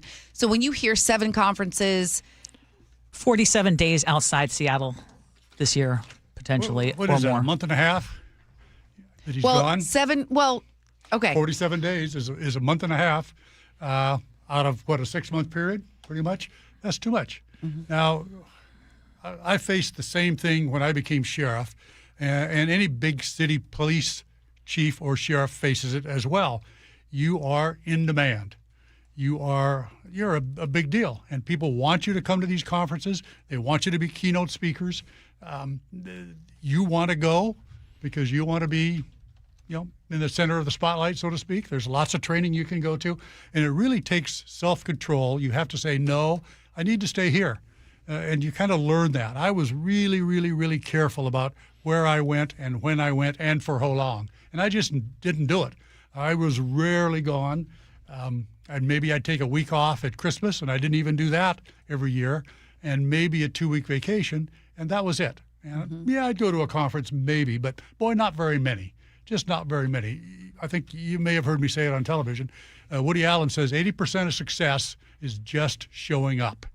And for a police chief, I think it's a lot closer to 95%, if not more. You have to be there. Well, here is where I will challenge on that. So I agree with the sentiment. For me, having this discussion without the context and numbers of previous chiefs in this position, I have a problem with it. These were legitimate events that he went to. And so we can philosophically say what we prefer in terms of people that are weighing in and what we think is the right thing. But in terms of condemning, until I see what Gil Kurlikowski did and what John Diaz did or what Carmen Best did, I'm just not going to throw a stone at that one. My pushback to that would be, well, you got one chief here that tells you what he thinks. Yeah. I don't really care what Gil or Carmen or any of them did. Doesn't really matter, because it's all well and good until something happens and it becomes an issue. And it ought to be common sense for any of these police chiefs that you just have to be around. So even if Carmen was gone a lot, and she may have been, or any of the 8 chiefs they've had in the last recent memory, 9 if you count Kurlikowski, who's the longest serving chief in a long time, it doesn't matter. He should have been here. Should have been. So he's supposed to. When you say should have been here, what are you speaking of specifically? I'm speaking of limiting the amount of time you are gone. So when you have these issues that happen, understood, you're there. Now, as far as the fact that he wasn't at Bite of Seattle, I don't think that should be an issue whatsoever. That was He had an acting chief. Terrell Davis was there, so there was people that could speak for him. And the chief's not going to do any investigation. It's just there to maybe run the scene a little bit or to reassure the public what's going on as the police chief. People want to see that. But he missed this one. I really don't care at all. But I look back at all the other places he's gone. Maybe nothing happened and he got lucky, but it's just too much. It's just too much, in my opinion. And from what I've seen, the public agrees with me. You are listening to former King County Sheriff John Urquhart. We're talking about the situation right now with, we don't know who we're going to have as Seattle Police Chief once the mayor and the current chief, Sean Barnes, are done with their meeting this morning. It's very unclear. What would need to happen to help bring some stability to a police department that has not had any in a long time? Well, let me give you a little list here. John Diaz, Jim Pugil, Harry Bailey, Kathleen O'Toole, Carmen Best, Adrian Diaz, Sue Rahr, Sean Barnes. 8 police chiefs since 2009. The average 2 years. That's it. What police chief, what A-list person in their right mind would come to Seattle to be the police chief here under a brand new mayor that's got her own problems? That's the issue. Seattle deserves an A-list person. And I thought Sean was going to be that person. Certainly Bruce Harrell, who I have a lot of respect for, thought that. City Council approved him. They thought he was going to do the job. And something happened. And I think she really, really jumped the gun by firing him. Look what's going on in the lobby of City Hall right now. Certainly the African-American community doesn't like that he got axed. We felt, I can tell you this, we found him to be very present in the community. And I love what you said earlier is that when you become, a leader of a police department, sheriff's office, you're in high demand around the country. And you said, I had to learn that discipline. I had to learn the discipline. I'm not going to go to everything like that. So this jumping the gun piece, I think, is really important. I wanted to pivot to another topic, but if you have more on this, feel free. I wanted to ask you a couple things because we're still trying to figure out, okay, what exactly was it? What was the straw that broke the camel's back in this particular case, or was it a culmination of things? Because you and I have had an exchange about this situation with the reporter from the South. I don't want to say the wrong name of the organization, but this reporter South Seattle Emerald. From a leadership standpoint, how damaging was that incident and the refusal, I guess, to acknowledge the mistake? Oh, it was definitely damaging. We don't expect our police leaders, especially a police officer, people get in your face all the time. God knows I've had $1 for every person that got up in my face. I'd be really rich. And you just don't do that. That's number one. Number two, when you're an executive, when you're the leader of an organization, you don't do it because the message it puts out. But that was totally recoverable. He was in front of a camera and the press the very next day. All he had to do was say, hey, I made a mistake. I let emotion get the best of me. I shouldn't have done that. I apologize to all of you, and I apologize to that reporter. He didn't do that. And, he blew it off as passion and not a heated confrontation, which we all, don't believe your lying eyes. We all saw that. Yeah. Let me give you some advice, not some advice, but a statement that I heard Dow Constantine make one day. And boy, Katie Wilson ought to listen to this. And Dow, like him or not, he was the consummate politician. Excellent communicator. 16 years. Excellent. He and I were having a meeting one day, and he says, John, he says, I love having you as sheriff. And I was a little taken aback, and he saw that. He says, not you, John, but not you, because that's how we got along. But I love having you elected sheriff because if something happens, bad shooting, whatever it is, all I got to say is, hey, go talk to the sheriff. It has nothing to do with me. He's elected. Go talk to him. And if Katie Wilson understood that, she would not be in the position that she's in today, taking all of this heat, because it really falls on her. Now, number two, what she should have done, advice is cheap, and mine especially. What she should have done is taken him aside and says, Chief, really a come to Jesus meeting. I don't want you traveling so much. Yes. Making you look bad, it's making me look bad. Exactly. If you continue to do that, I'm going to be looking for a new chief. So let's turn that page. She should have done that. That's it. We don't need the instability right now. As far as I can tell, I'm not happy with everything if I look at some of the cases that are unsolved. But overall, I felt like we were trending in the right direction. I loved how FIFA went. I thought things have been going really well. I think so too, as much as we know. I mean, I think the African American community supports him. We've got to bring some stability to the Seattle Police Department. It's a morale issue, if nothing else. I had a very similar situation. I have had three division chiefs that worked for me. One of them ended up being gone way too much. Did a great job. You know, I had no problem with the work that he was doing, but he had an advocation after work. And it was really important to him. And he was leaving early to go do that all the time. His job performance was fantastic, but people were talking.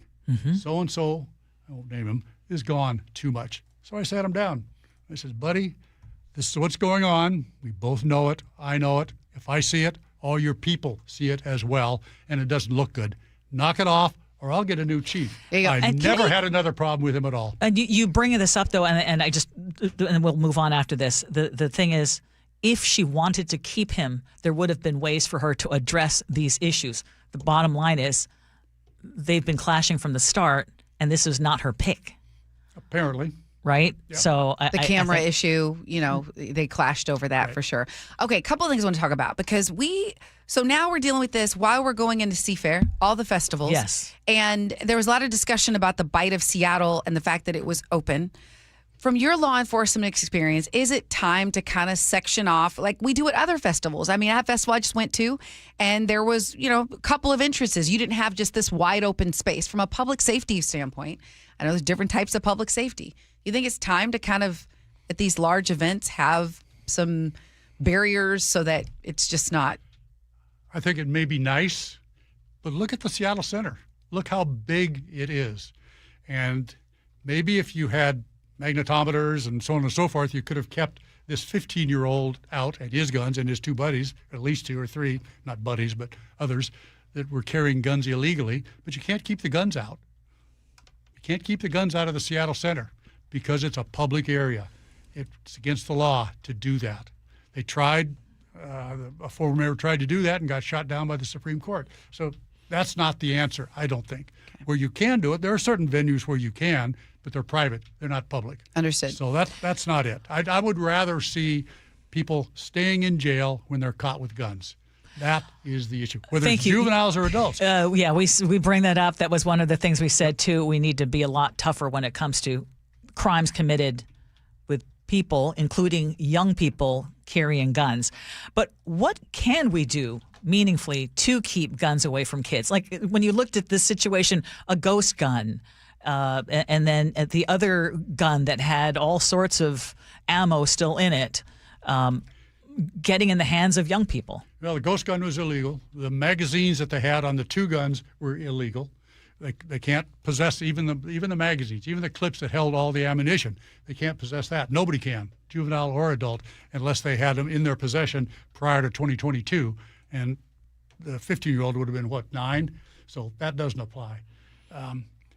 It's that whole gun control issue, which really, there's 400 million guns in this country. 300 million people or 350 million people. Wow. And 400 million guns. This talk about gun control, it's not going to happen. It's just not going to happen. And a lot of people say it shouldn't happen. We need to come up with another way of stopping all this violence, and gun violence is part of it. Not the only part of it, but part of it. And we also found out that this is a gang shooting. And I know that people were reluctant to use the word gang. Oh, but, my gosh. Yeah. But that's what we're saying now. And I know that Seattle got rid or disbanded its gang unit. Is it time to bring them back? And I know. Do you want to answer that after the break? Yeah, let's go to the break. Okay, yeah.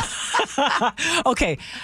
because these are tough topics and these are things that we need to discuss. And I sure appreciate you, John, former King County Sheriff John Urquhart, sticking around here to answer these questions. Text us too, Muckleshoot Casino Resort text line. Do you have any questions about what has happened, what we should be talking about when it comes to this shooting at a very big event? We've got big events coming up this weekend. How safe are we? Okay, so we'll talk about that next on the Gee and Ursula Show.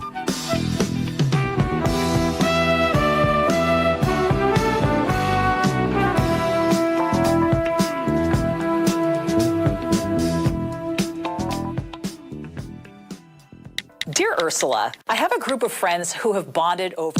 Hi, I'm Ursula Reutin from the Gee and Ursula Show, and I'm launching a new podcast called Ask Ursula. This is your space. Real life, real questions, whether it's about family, friendships, love, and yes, even the fun stuff like travel and finding your signature scent. Hit me up and ask your questions at mynorthwest.com/Ursula. I look forward to connecting with you. At mynorthwest.com and the Gee and Ursula YouTube channel.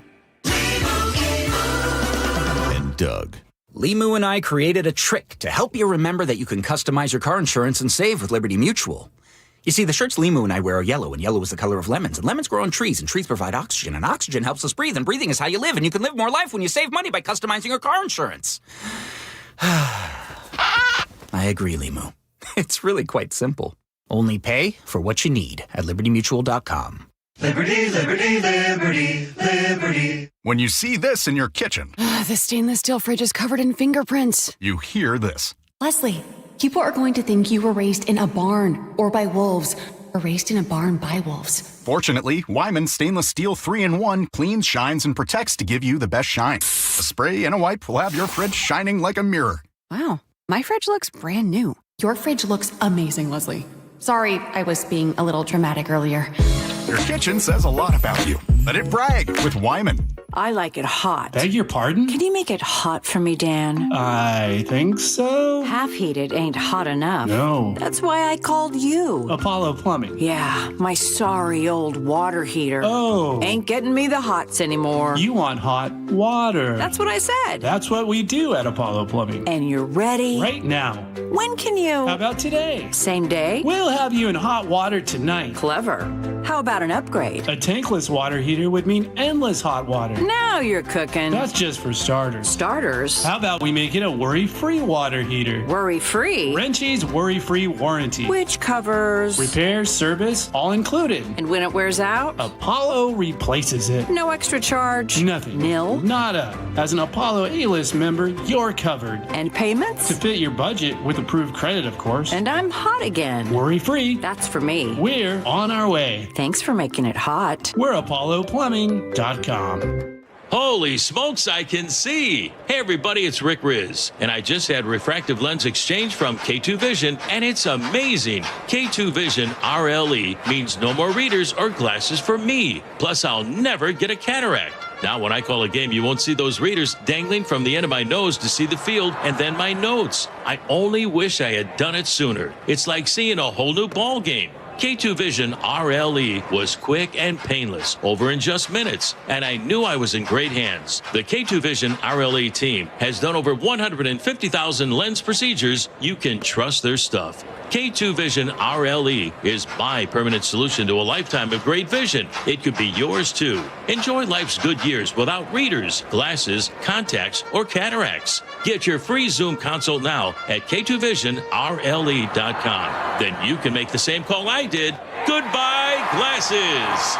K2VisionRLE.com. What would you do if the person you love needed round-the-clock care and you had no plan to pay for it? I was very worried about running out of money. When Mike's wife was diagnosed with dementia, he turned to LifePoint Law and Elder Law attorney Rajiv Nagayich. And then he said, "You're going to be okay, but we have to get through these steps." Then I felt a whole lot better going into it. It was still a very difficult process, but in the end, I knew that there was someone there that if I needed help, understood what I'm going through. LifePoint Law helped Mike protect his wife, his finances, and his future. They laid it out really well up front. They give you a very in-depth plan. There are so many things that you don't know.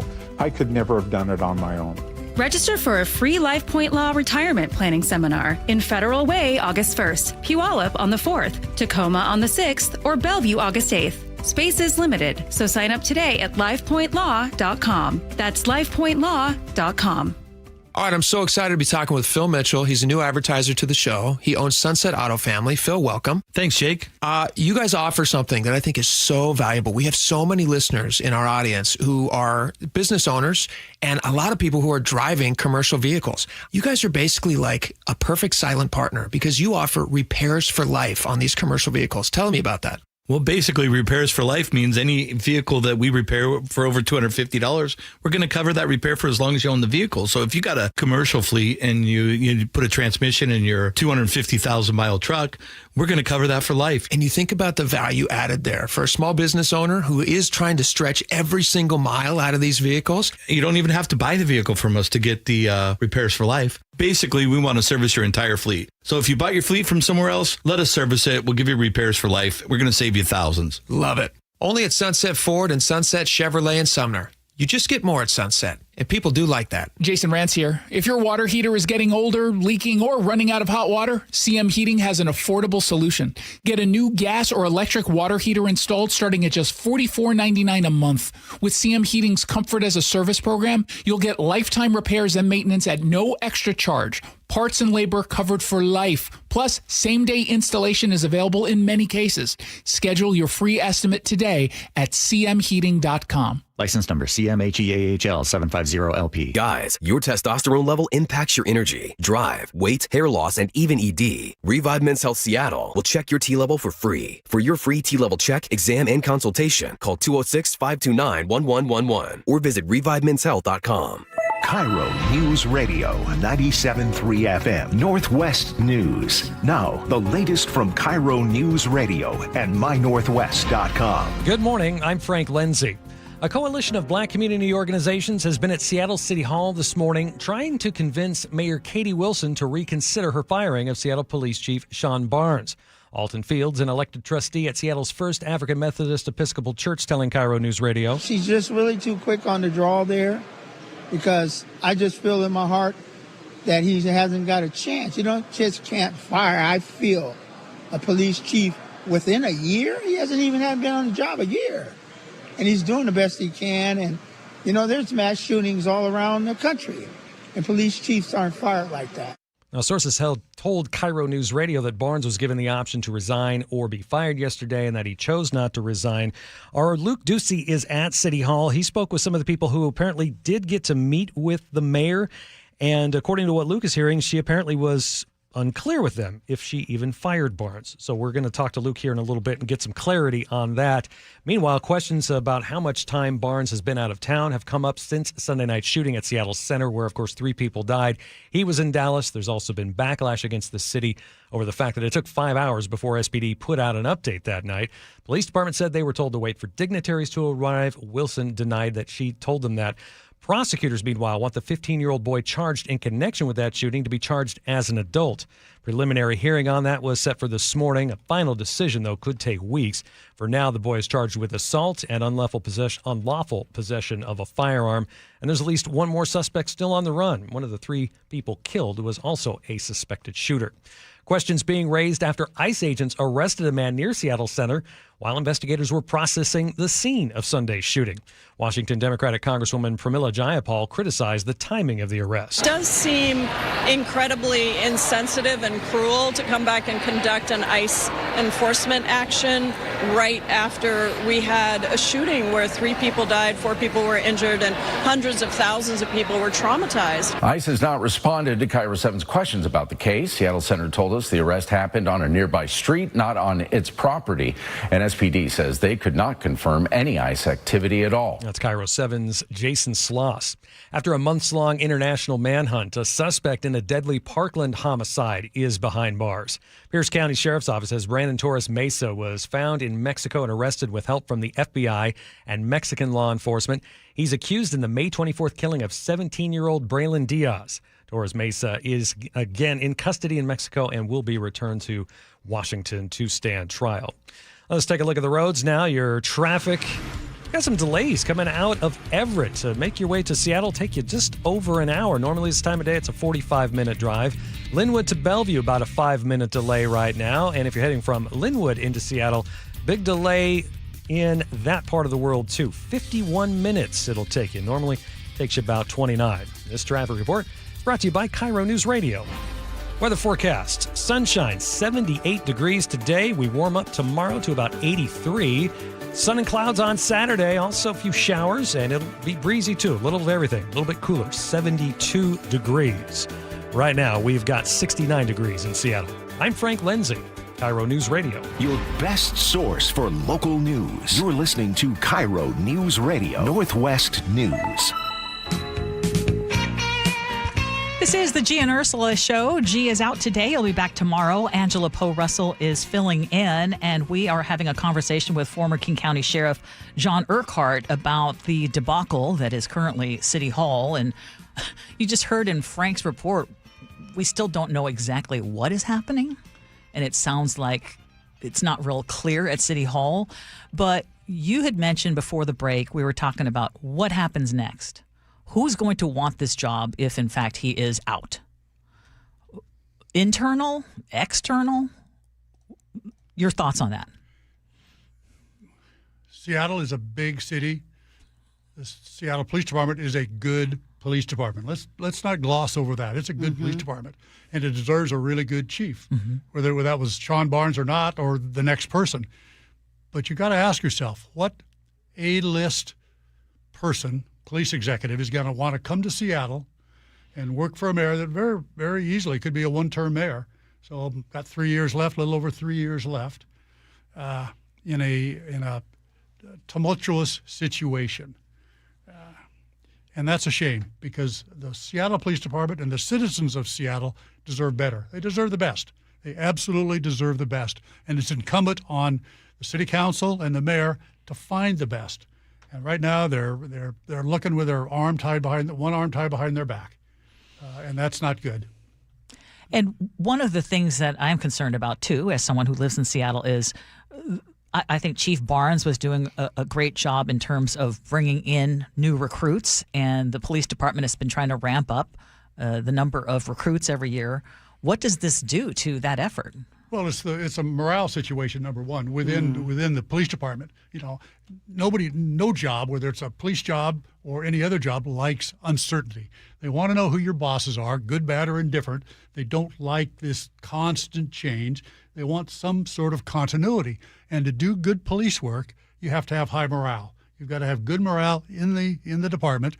And for God's sakes, you've got to have enough police officers out there. If you want to lower crime, reduce crime, which is the number one job of any police department, you've got to have enough officers. And we don't have enough officers out there. They don't have enough officers. And is this going to affect recruiting? Certainly could. Yeah. You don't know. And we've had so many different conversations this week. Is there anything that we aren't talking about that we should be right now? Well, we mentioned gangs. And all the years, 12 years I spent as the PIO, if there was ever any black-on-black crime especially, although there's an awful lot of Hispanic gangs as well, first question I would get, well, is this gang-related? And number one, we probably didn't know. And number two, I always said, I don't know, and I really don't care. I don't care what color the finger is that pulls that trigger. I want to catch the person that's doing that crime, that pulled that trigger. Black, white, doesn't matter to me. I want to catch that person. So I think there are times when we should focus a lot less on whether it's a gang crime or not, because as soon as you talk about gangs, you bring race into the conversation. Really? Oh, yeah, absolutely. Every time. We're not talking about white gangs. We're talking about Hispanic and black gangs, and that can affect how we do police work. Now, can you explain that? Because I think there's also a danger in avoiding the word gangs. I mean, I understand this idea of making it so someone says, well, it's just a gang problem. It's not my problem. I understand that. I mean, I think that there would be a danger in that. Very real. But I think there's also a danger in saying, small groups of young people. Call it what it is. Calling it what it is. Yeah, help us understand. I don't want to raise up the specter of gangs any more than we absolutely have to, because young people are looking to just like most people, looking for an association. They want to be with a group of people. If you make gangs some big deal, you're more likely to get young people whose minds haven't developed yet, that have nothing else going on. They're going to join up with these people that could affect how they behave, what they do. So why do we do that? I will tell you, if you have a city, any city, that does not have a gang problem, start a gang unit within the police department. And I guarantee you, you will have a gang problem within a few months. Really?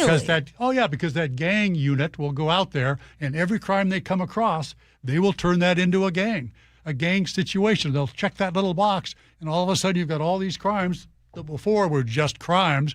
Now they're gang crimes. And that means the police department focuses on those two communities, the black and the Hispanic community. And that's a bad way to do police work, as far as I'm concerned. Are you saying it's similar to like when there are these mass shootings and people talk about, we shouldn't name these shooters, we shouldn't glorify them?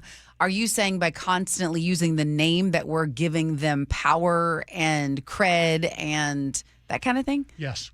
In some cases, we are building them up, we are giving them credibility, and people, the kids especially, and young people that have nothing else will gravitate that direction. Now, you look at this gang-related crime, supposedly, at the Seattle Center. Is it because one gang victim, was encroaching on another gang territory? That's the first thing people go to, the old Crips and Bloods thing that we hear so much about. Or was it because one young person stole the girlfriend of another young person, and they both happen to be black? Maybe they're in different so-called gangs, or they stole some money, or they stole some drugs, and that's why they got shot. Not because it was gang-on-gang violence. You wouldn't investigate it differently. We wouldn't investigate it. We shouldn't investigate it any differently. That's why you have to be careful. We have worked so hard, the police have, to build up the trust in the Hispanic and African American communities of color. We've worked so hard to do that, and I don't want to see us lose that trust. And really, that's what's happening with the mayor's office right now. She has lost the support of the African American community, I think, in her rush, what appears to be a rush to judgment. You know, had that come to Jesus meeting we talked about with Chief Barnes, waited. If she didn't want him there, wait a couple of months. Yes. And then get rid of them. Why do it right now? It looks like it's a rash decision, whether it is or not. And it looks like it's a deflection, and it looks like a deflection from what you may have done wrong. It says, absolutely. look over here, look over here. I mean, she looks really bad right now, mostly because of her own actions. And, she's brand new. And this whole thing about the dignitaries, it's really easy to get sucked into especially when you're new like she is, into the specter of, oh my God, I've got the governor that wants to come here and talk to me. I've got the congresswoman that wants to come and talk to me. And they want to be on CNN. And that's not good. But she wants to travel in that group, especially if you're brand new like that. And I think that's probably what went on Sunday night. There's no question that the press conference was delayed. No question whatsoever. Yes. So when it did start, what's the first thing she started talking about? We need to do all this esoteric stuff. And Heather Bosch jumped in and really interrupted her and said, hey, knock it off. We want to hear what happened Exactly. tonight. Good for Heather. That was fantastic. I actually talked to Heather last night. I was like, Heather, so did you I. rock. Yeah. Said the same Okay, just thing. real quick, because we're about to wrap up here. Okay. We've got Seafair. I think a lot of people, including myself, are trying to ask, if we're going to a big festival like this. And one of the things that Seafair is saying is that, we're going to have folks go through I think it was metal detector. I'm trying to look for it right now, but she says the CEO says that Seafair is going to include police, private security, and state-of-the-art weapons detection systems at every entrance. That's good. We should reassure people. Before we go, let me say one other thing, because I've got a message to the Seattle Police Department. Ooh. Basically to the rank and file. And I want them to remember that you are not just report takers, you are the police. And society has decided that they're going to give you a tremendous amount of power. You have the power to take somebody's freedom away, you have the power to detain them, You have the power to go into their house under certain circumstances. You have the power to shoot and kill people under certain circumstances. And the public society expects you to use that power, not to sit back, to use that power. And I, as a police executive, and the public also expects you to use that in the right way, to treat people with equity and dignity. But you have to remember, you are a police officer. You are not just a report taker. And I want the Seattle rank and file to remember that and to do their job, regardless of all the other crap noise that's around going here. on. Yeah. You call it noise, I call it. Yeah. Former King County Sheriff John Urquhart, we appreciate your time. Thank you so much. Thank you. Anytime. Okay, we're going to take on a real serious topic coming up here in Scenarios. So stick around. We'll have more of the Gee and Ursula Show coming up.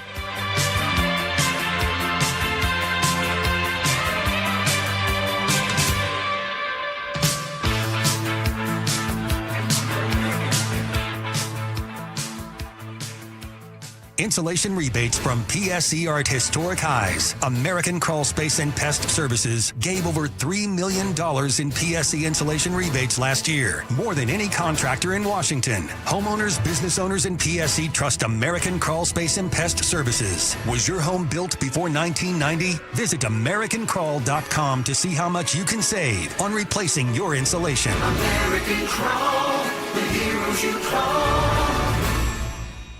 Progressive knows you've got plenty of things to worry about. What time does the kids' practice end? How long has that check engine light been on? Are takeout containers microwave safe? So the last thing you should have to worry about is what to do if something unexpected happens on the road. That's why if you're ever in a major accident, Progressive's accident response can detect it and send help. It's just one less thing to worry about.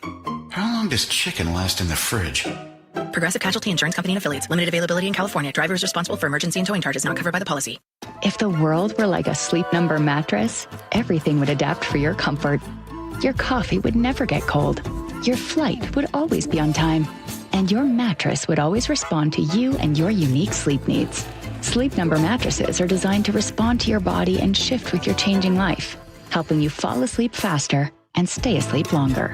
To experience a whole new world of comfort, visit a Sleep Number store or go to sleepnumber.com. Sleep Number. To a good life sleep.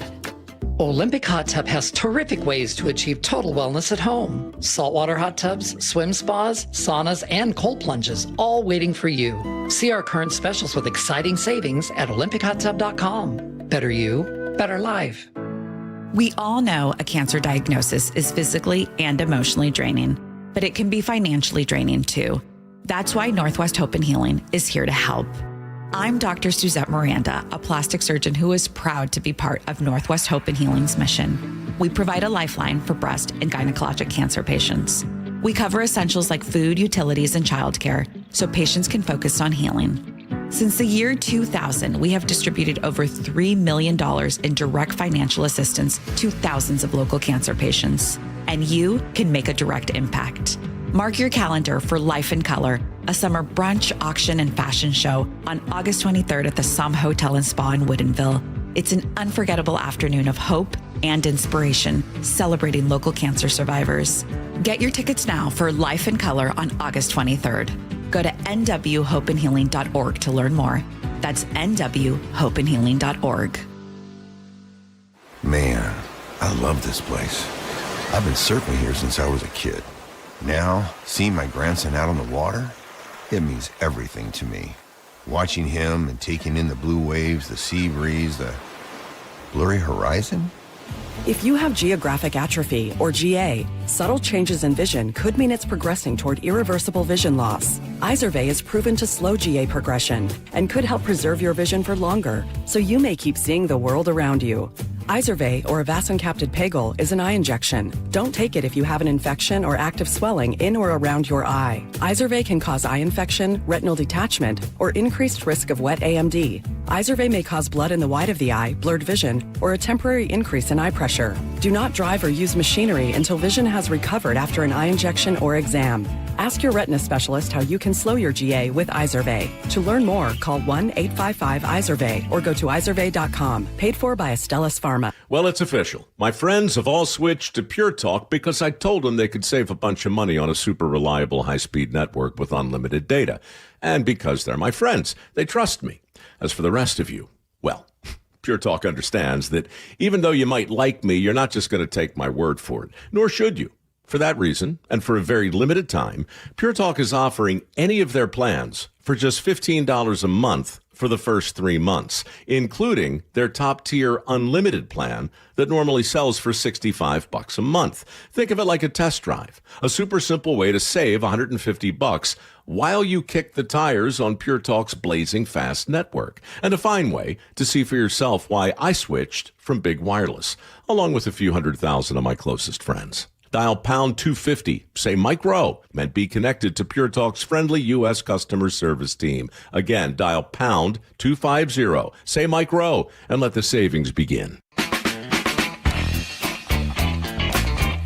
This is the Gee and Ursula Show, and it is time for scenarios. Here we go, yo. Here we go, yo. So what's the scenario? And today I'm going to share a letter that I got from my dear Ursula, my Ask Ursula column. And this comes from a listener who says, Dear Ursula, I have been married for 13 years, and 5 years ago, my wife was diagnosed with an eating disorder and entered a treatment program based on a healthy at every size approach. And that was quote unquote. And the treatment shocked me, he says. She was required to eat foods like cookies and cake and muffins, stop exercising, and get rid of her scale. And she gained a bunch of weight, which she still carries today. I thought recovery would take time, so I set a 1-year check-in to evaluate her progress. And when that passed and there wasn't a lot of improvement, I set another check-in for 2 years. And now 5 years later, I feel like nothing has really changed. She still doesn't recognize her hunger cues until she's starving and panicked. Then she eats whatever is quick. It's usually cereal or junk food. We've not eaten regular meals together in years. She doesn't exercise, and even walking the dogs is hard for her. She often excludes herself from family activities, so most outings involve only me and our children. She's probably twice the size she was before the treatment, although I don't know her actual weight because I keep the scale hidden because I don't want that to become yet another argument. Fitness and healthy eating have always been important to me. For 5 years, I have felt that I can't discuss food or exercise or body size without triggering her issues, so I've had to bottle up a major part of my life. This is also affecting our kids. My wife gives them more junk food than I would like, but I'm afraid to say anything because every conversation about food circles back to her eating disorder. He says, I love my wife and I want her to recover, but this has affected every part of our marriage and our family life. We've been in marriage counseling for 4 years. We're both in individual therapy, but nothing seems to be improving. How do I support my wife without ignoring what this is doing to the rest of our family? I'm calling him worried husband.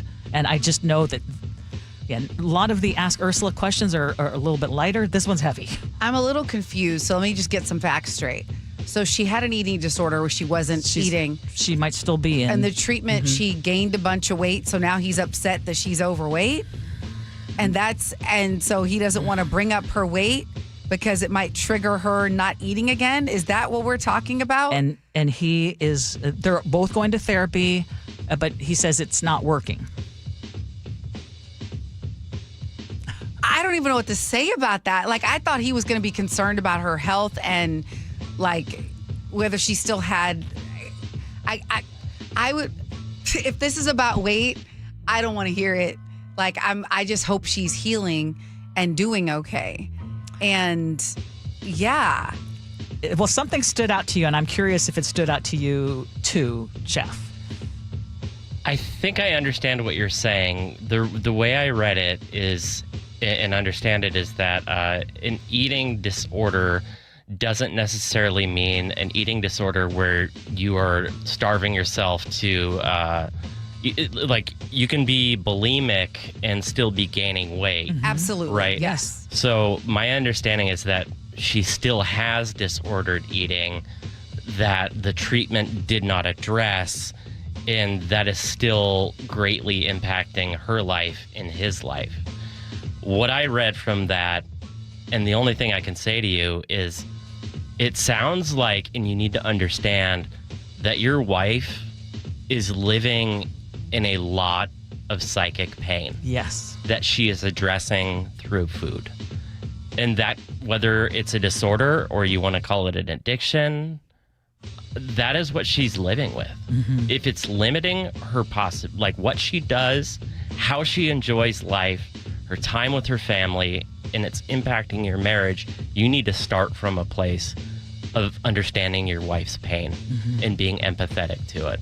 The only advice I can give you is, when I was going through addiction, my wife at one point said, hey, if you need to go to detox at some point, if you need to take the time to go get treatment, I'll do whatever. I will support you in any way.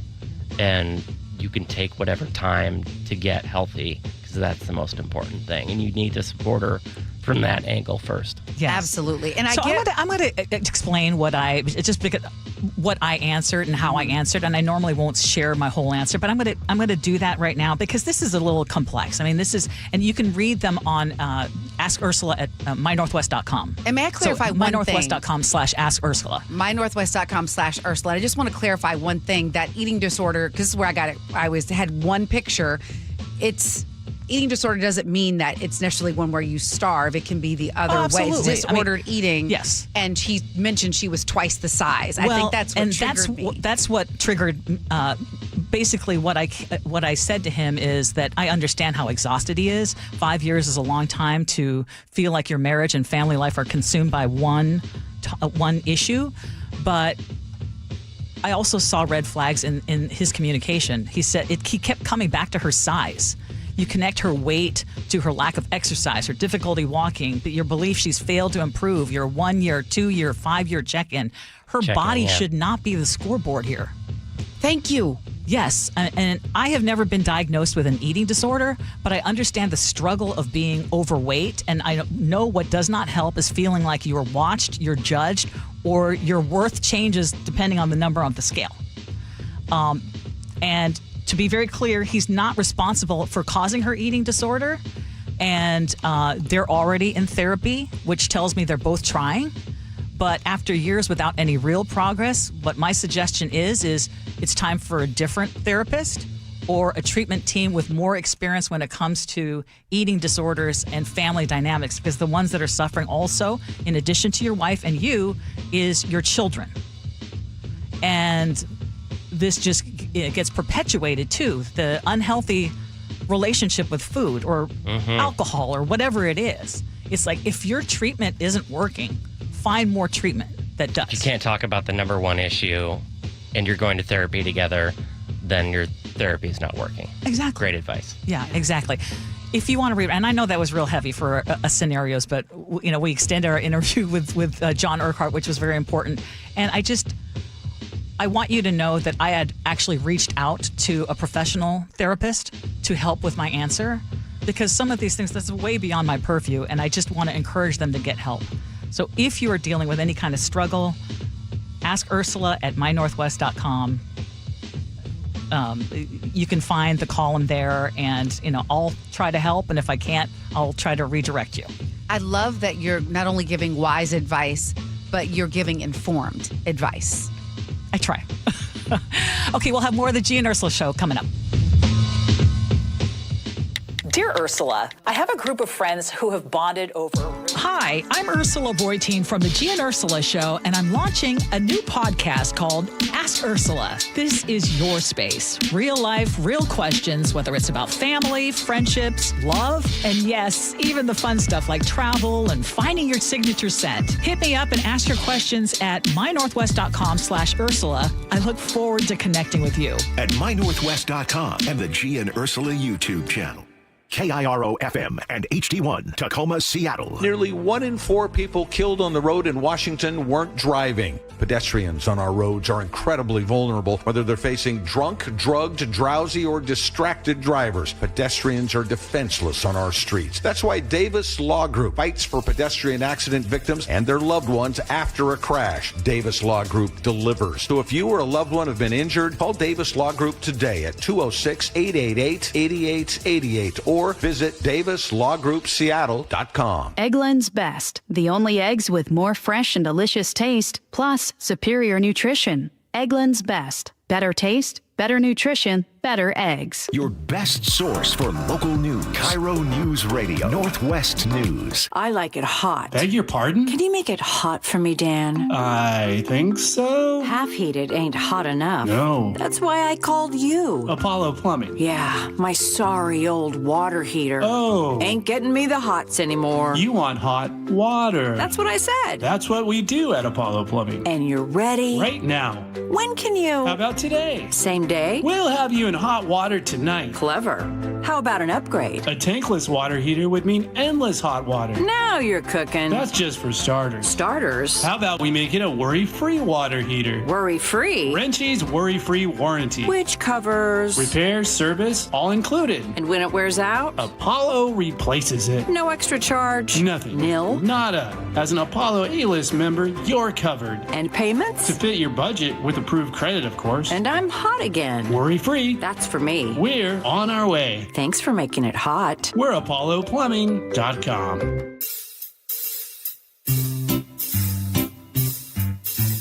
1-877 Cards for Kids. KARS Cards for Kids.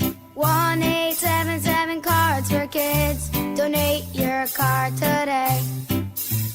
1-877 Cars for Kids. KARS Cars for Kids. 1-877 Cars for Kids. Donate your car today. Ready to get rid of that old car? Donate it to Cars for Kids. Call 877 Cars for Kids to speak to a friendly live agent. Donation is super easy, and your car can be picked up as soon as tomorrow. Go to carsforkids.org now or call 877 Cars for Kids to donate your car today. 1-877 Cars for Kids. KARS Cars for Kids. 1-877 Cars for Kids. Did you know you can donate real estate too? Go to carsforkids.org. That's cars with a K. Your best source for local news. KIRO News Radio, KIRO FM and HD1, Tacoma, Seattle, Northwest News. ABC News, I'm Wayne Cabot. Just in the sentence, 15 years for the Georgia dad who gave his son the rifle used to kill 2 students and 2 teachers at Appalachia High School in 2024. Colin Gray had faced 80 years in prison. A requested letter is holding up the nomination of President Trump's personal lawyer to be the U.S. Attorney General. 2 Republicans, John Cornyn and Tom Tillis, are asking for Todd Blanche to put in writing that Trump's $1.776 billion compensation fund is dead. Blanche appearing unwilling, and Cornyn thinks he knows why. I know that Todd Blanche understands it, but I think he's probably getting some pushback from the White House, and that's making things more complicated than it needs to be. And now President Trump is saying he's considering pulling the nomination until the senators leave office in January. The Iran war widening. Iran today firing at Jordan and Kuwait. Iran proxies firing as well. This is ABC News. The NBA may be skipping preseason games this year in the Middle East. First time in 5 years they'll be doing that, says ESPN. Past 4 years, they've been in Abu Dhabi, but that was before the UAE came under attack. Formula One is moving its October Grand Prix from Bahrain to Malaysia. Divers in New Jersey's rain-swollen Passaic River found the body of a 10-year-old who apparently kept his 11-year-old sister alive as they struggled together in the water last night. Passaic Mayor Hector Laura. He had put his hand on her head trying to get up above the water, and he may have inadvertently saved her life, or without even knowing, obviously. When he pushed her down, she described that underwater she felt rocks. When she came up, she couldn't see him, but she used the rocks to get back up. Crews are back in the water now trying to find a third child, a 10-year-old girl who remains missing. Officials believe that the 3 children were near a riverbank ramp when they waded into the swollen river and got swept away. I'm Wayne Cabot, ABC News. Is he fired or not? We'll get the latest on the situation with Seattle's police chief from KIRO News Radio's Luke Ducey in just a couple of minutes. First, we get a look at the roads. We've got a stalled vehicle southbound 405 in the Kirkland area, just south of Northeast 124th. It's blocking the left lane. Lots of delays out there right now, too. Alderwood to South Center. 405 will take you 58 minutes, normally a 44-minute drive. 65 minutes if you use I-5. Normally it should take you about 38. Auburn to Renton, about a 5-minute delay right now. 9-minute delay from Bothell to Bellevue. Everett to Bellevue. taking you about 16 extra minutes, 52-minute drive there. Everett to Seattle, 65 minutes right now. Normally that should take you about 37. This traffic report is brought to you by KIRO News Radio. KIRO News Radio, 97.3 FM, Northwest News. Now, the latest from KIRO News Radio and mynorthwest.com. Good morning, I'm Frank Lindsay. A coalition of black leaders in Seattle met with Mayor Katie Wilson this morning to ask her to reinstate former police chief Sean Barnes. The story from KIRO News Radio's Luke Ducey. The 10 members of the coalition of black community organizations, including the NAACP and church and community leaders, met with Katie Wilson. Bishop Reggie Witherspoon with the Mount Calvary Christian Center says she was cordial, but wasn't clear if she actually fired Chief Barnes. I asked what the bishop's impression of Katie Wilson was. He said he'd wait to answer that question until she made a decision. Luke Ducey, KIRO News Radio. Now, Luke's going to have much more on what those leaders had to say and what they heard from the mayor in just a couple of minutes with Ursula and Angela. Downtown Seattle Association President and CEO John Scholes has released a statement on all this, which reads in part, Seattle had been on a positive course on public safety with police hiring trending up and crime trending down. I'm concerned that this move sets us back. Former King County Sheriff John Urquhart telling the Gee and Ursula Show he also questions Wilson's decision. Seattle deserves an A-list person. And I thought Sean was going to be that person. Mm-hmm. Certainly Bruce Harrell, who I have a lot of respect for, thought that. City Council approved him. They thought he was going to do the job. And something happened. And I think she really, really jumped the gun by firing him. Now, this, of course, all comes after Sunday night's gang-related mass shooting at Seattle Center that left 3 dead and at least 4 people wounded. A 15-year-old is in custody, but there is at least one more suspect on the run. Text messages obtained by the Center Square show Seattle Mayor Katie Wilson told Governor Ferguson a press conference was likely the night of the shooting, but didn't confirm it. Governor's office telling the Center Square that he had no role in delaying public communication after the shooting. Ferguson's communications director says discussions about an event with elected officials were separate from SPD's public safety updates. And the Center Square's TJ Martinell tells Seattle's Morning News. I think what we're witnessing is people in leadership fighting over who's going to take the blame for the delayed conference. I think the thing that I feel like is not being emphasized enough in a lot of comments that I've gotten is that Katie Wilson said likely a public conference later tonight, which meant there might have been no public conference. And my question is, does that mean there would have been no police briefing? Like the public would have had no idea what had happened and gotten no update until potentially the next day. As it turned out, the public briefing started just before 11 o'clock, about 5 hours after the shooting. Well, if you just can't wait for Seafair Weekend, you can get a sneak peek today. Blue Angels are going to be practicing runs over Lake Washington, their first practice run getting underway right about now. There's another one set for 3:30 this afternoon. And the weather for those practice runs, not too bad. Mostly sunny, 78 degrees this afternoon. Sunny and 83 tomorrow. Some clouds and sunshine on Saturday. Also, maybe a few showers. A little breezy, too. 72 on Saturday. It's 66 right now in Seattle. I'm Frank Lindsay, KIRO News Radio. Your best source for local news, serving Western Washington and the world with a KIRO News Radio app. Always streaming live on your smart speakers. You're listening to KIRO News Radio, Northwest News. This is the Gee and Ursula Show with G. Scott and Ursula Reutin. Welcome, everybody. Thank you so much for being here on the Gee and Ursula Show. It is the 3rd hour of our show. Gee is out. We reached out to him. We were hoping that he could join us maybe in the 11 o'clock hour. He's doing granddaughter duty. Which I love. Yes. It's good to have those moments, and he does spend a lot of time working, so yes, it's okay. Exactly. Angela Poe Russell is in. So nice to have you here. Yeah, and I get to be here, so thanks for having me. Absolutely. Coming up at 11:30, we will agree to disagree. But as always, you all teach us so much. Muckleshoot Casino Resort text line is so full of conversation and text messages that really help kind of add to our conversations of the day. And we've had some tough ones. 888-973-5476, 888-973-KIRO. Top stories at 11. On the Gee and Ursula Show. Okay, 3rd hour, we're talking about it still because there's a lot we still don't know. Less than 4 days after that deadly gang-related shooting at the Bite of Seattle, Mayor Katie Wilson has either fired or not fired her police chief, Sean Barnes. And I say it that way, Luke Ducey, because we still don't know exactly what has happened. No, we haven't. And, here we are. I just got back from City Hall where a coalition of Black community organizations here in Seattle met around 8 o'clock this morning and then met with the mayor about 9 o'clock. But they spoke with reporters beforehand. They made this point as well that we don't know right now if we do or don't have a police chief or who's running the Seattle Police Department. As of yesterday evening, the timeline that we have is this, that, word spread quickly yesterday afternoon that Barnes canceled several interviews that he had scheduled yesterday. Then he attended a vigil for victims of the shooting, but then left abruptly, apparently to go meet with Mayor Wilson. Wilson reportedly asked for his resignation. I've heard that from multiple sources. He said no, apparently, and then she fired him. This is just 12 months officially on the job. This coalition, again, when they heard the news that Chief Barnes is no longer chief of police, and again, who knows who's running the show now because we haven't heard anything from the mayor's office. They met with the mayor for about 40 minutes in City Hall this morning. They described afterwards that she was cordial. They wouldn't share details of their discussion, but I asked a few more questions. They said that she would not say whether or not she actually fired Chief Barnes.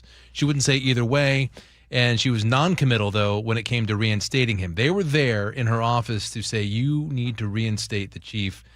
They also described, and this was very interesting, we had not heard this before until hearing from this coalition, they described an issue centered around race relations inside the mayor's office. Another member of the coalition told me and other reporters that she wanted to ask the mayor why she hasn't hired more people of color. She said the mayor doesn't know their community and who they are. And then she doesn't know who Sean Barnes is either. I spoke with Bishop Reggie Witherspoon with Mount Calvary Christian Center as well. I want to share one thing that, maybe a couple things that he shared with me. One, her inexperience. Two, you have to be careful of ego in these kinds of situations. Three, not looking at the big picture. That doesn't seem to demonstrate wisdom at all. When you look at seafarers coming, we just brought him in a year ago. I should have given that more context before I played it, but he was basically saying, the reason why she's in hot water now and why she probably made this decision, rash decision in their minds, was because of her inexperience, he was saying. And I finally did ask him when he came out of the elevator and he told me how it went. I did ask him one final question, and that was, what was your impression of the mayor, Wilson? If you really think about it, we don't really know her too well. And we don't know her operating in pressure situations like this. This is probably the largest magnitude heavy pressure situation she's been in as mayor. And his answer to me was impression. Well, I will answer that question when she makes a final decision about Chief Sean Barnes, whether to reinstate him. So in your years of reporting, do you ever recall something like this happening? Nope, ever. I have reported in multiple markets. And this is a large city. We are a large city, and I've never seen you know what it is? I've seen decisions where people lose their jobs and their replacements, but I don't think any of us have ever seen, and I've never seen it as a journalist, the mess that is involved in the disorganization. Think about what's happened in the last 72 hours. We've had a mass gang-related shooting. 2 innocent people have died. Third person died who was involved in the shooting, according to police. We have multiple people injured, including a 2-year-old. Mm-hmm. One suspect still on the loose. Who was hit by a bullet. Suspects on the loose, maybe more suspects, but at least one who could be a shooter. We've got a delay in communication, and then we've got this, mysterious kind of, why was the information delayed? Was it because they were waiting for the governor's office? People are saying no. And then the governor's office released a text message, right? There was a text messages we'll get to that later. Yeah, but here we are, and now we've come to this point just days later, and we don't know if we have a police chief, if someone's running the Seattle Police Department. Mm-hmm. We still don't know. And why is the mayor's office not explaining that? That to me is, I've never seen that. There's a crisis in confidence. There's a crisis at City Hall, and right now, she doesn't have a communications team all in place, right? She got rid of a key communications, the lead communications person, Sage Wilson, or he left, one or the other. There was a separation there just in the last week or so.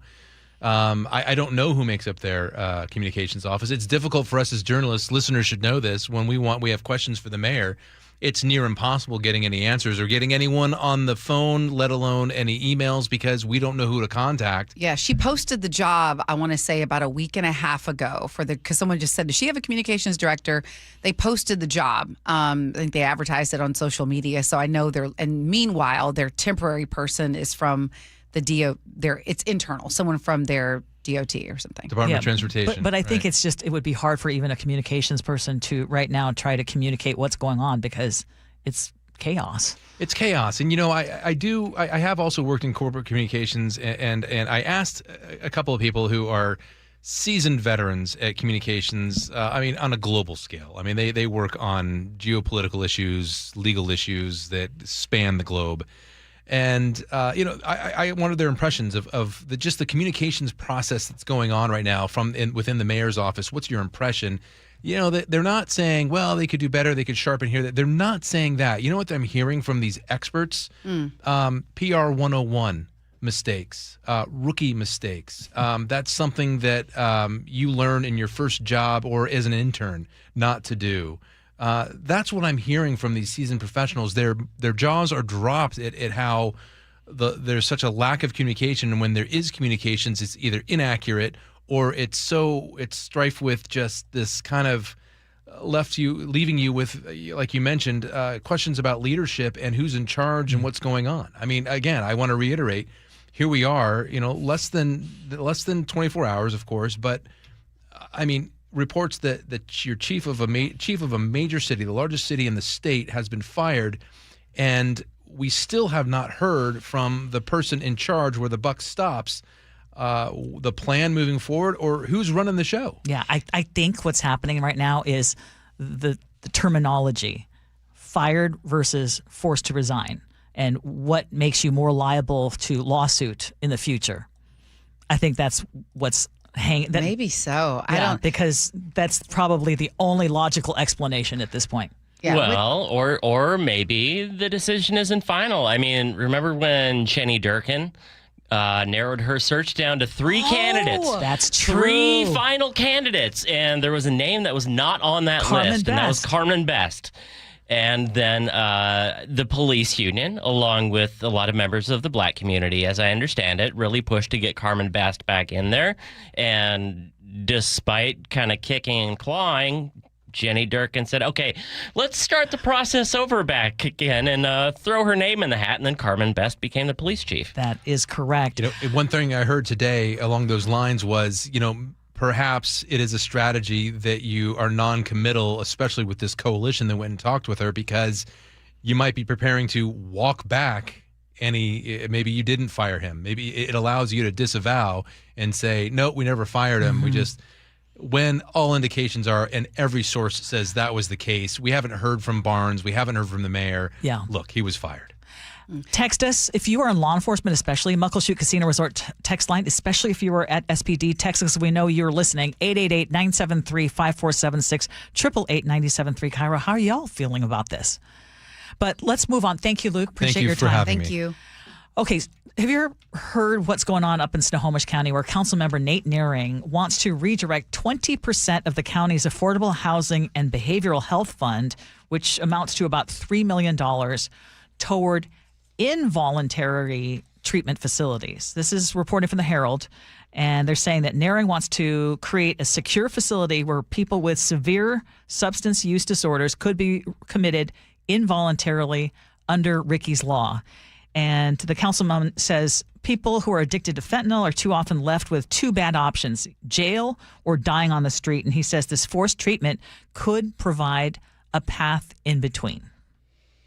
Ooh, this is a tough one. And so I want to, because I had a lot of questions about this first. And let me start with, I think, the thing that we all can agree on, because it's a fact. We don't have enough treatment facilities. Even for people who are saying, I want help, I need help, we don't have enough. So, yep, we do need to direct money that way. So, as I understand it, reading this article, let's say someone's addicted to fentanyl and they're a threat to themselves or others.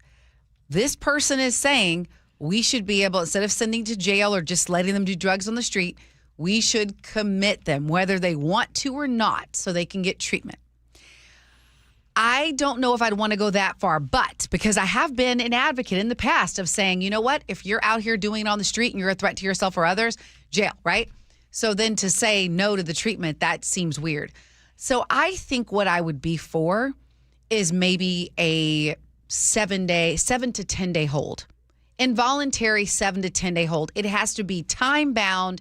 You can't hold me indefinitely until I'm better. At review after that period. It creates too many opportunities for abuse. But and I'm coming from a perspective of not having experienced addiction. So folks who have experienced it, let me know. It seems to be that 7 to 10 days would give you enough time to be sober to then be able to have the mind to say whether or not you would like to continue. And then if you don't and you want to go continue it, and the cycle can start again, because that's sometimes how long it takes. But what do you think about that? Like a temporary hold, involuntary. I agree with you, actually. And I don't personally have experience with addiction, but I do have experience with a brother who had addiction and other family members who have had addiction issues.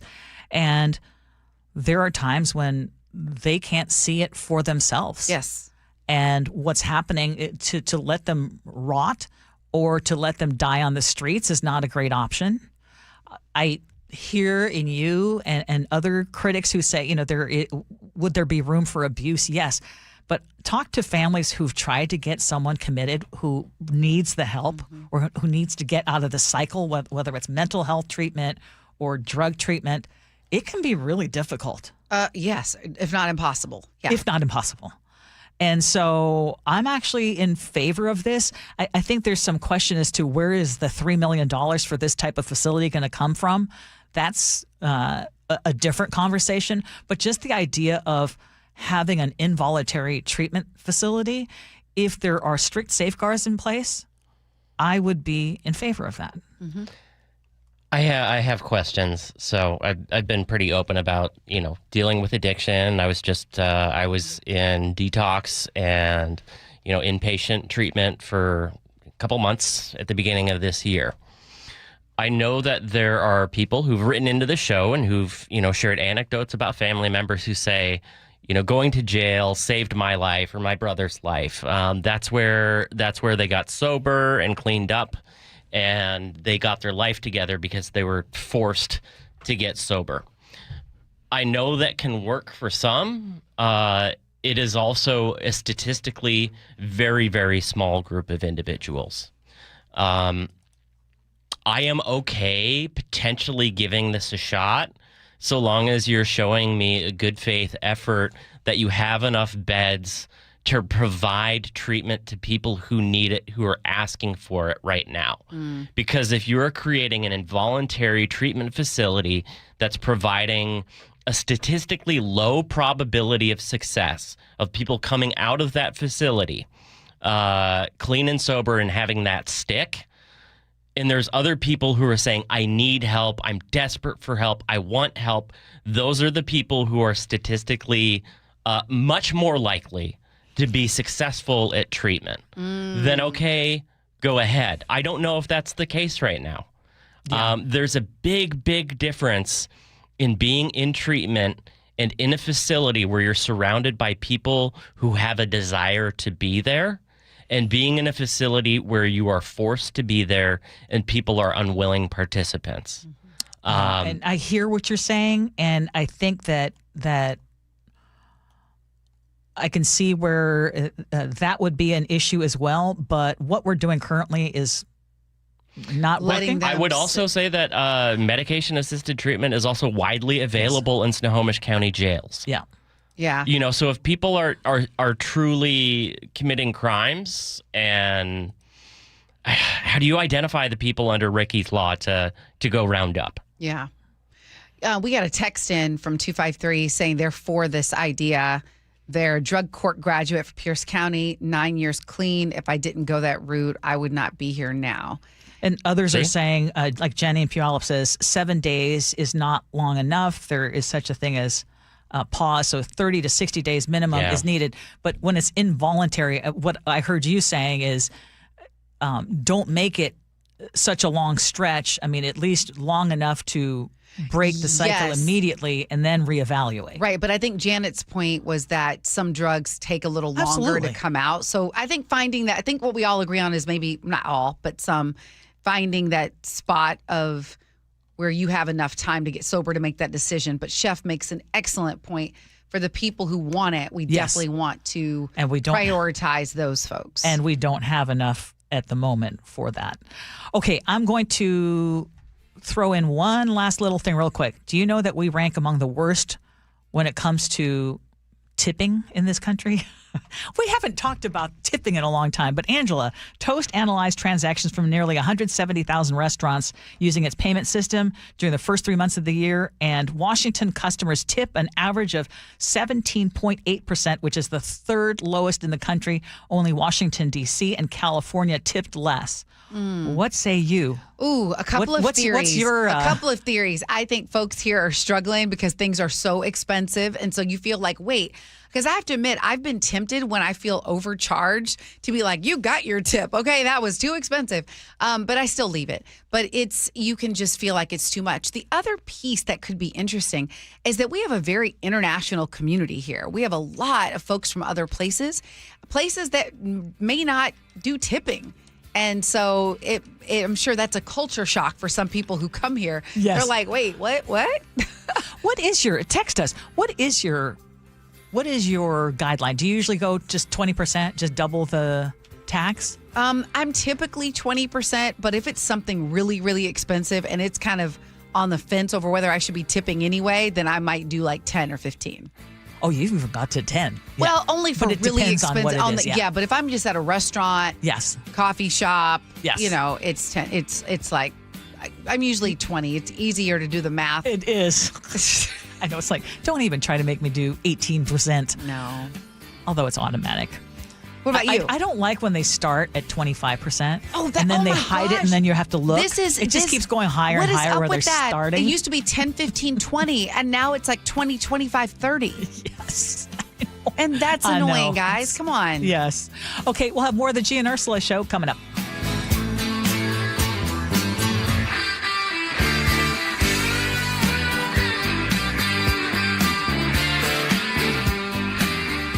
This hour is brought to you by DUI Heroes. Choke Points with Chris Sullivan. With Choke Points, we try to answer listeners' questions. It can be as simple as a neighborhood stop sign, or it can be as big as the budget for transportation. I don't care. I'll find the answer for you. It's really easy to get a hold of me at mynorthwest.com. We have a direct link there that gets right to me. You can also do it in the app. You can hit me up on the text line. Choke Points, presented by Carter Subaru. Tuesdays and Thursdays on KIRO Newsradio 97.3 FM. I have been driving a really cool car lately. It is my first hybrid. It is a 2026 Subaru Forester Touring Hybrid from Carter Subaru, and I am thrilled. I have never felt safer in a vehicle. And I went into the dealership. I went to Carter Subaru last weekend because we had to put new license plates on. And I saw on a sign that the car that I'm driving, this Touring Hybrid, is #1 rated from Consumer Reports when it comes to safety. And I get it. It not only has the comfort, it has the technology and the safety that I want for myself and for our family. I now have this 11.5-inch multimedia screen that has navigation. It's a hands-free power rear gate for all the grocery chaos that you might have when you have an upcoming big party like I'm going to have coming up here in a couple of weeks. And the Carter Subaru team is always fantastic. It's exactly why we keep buying our cars there.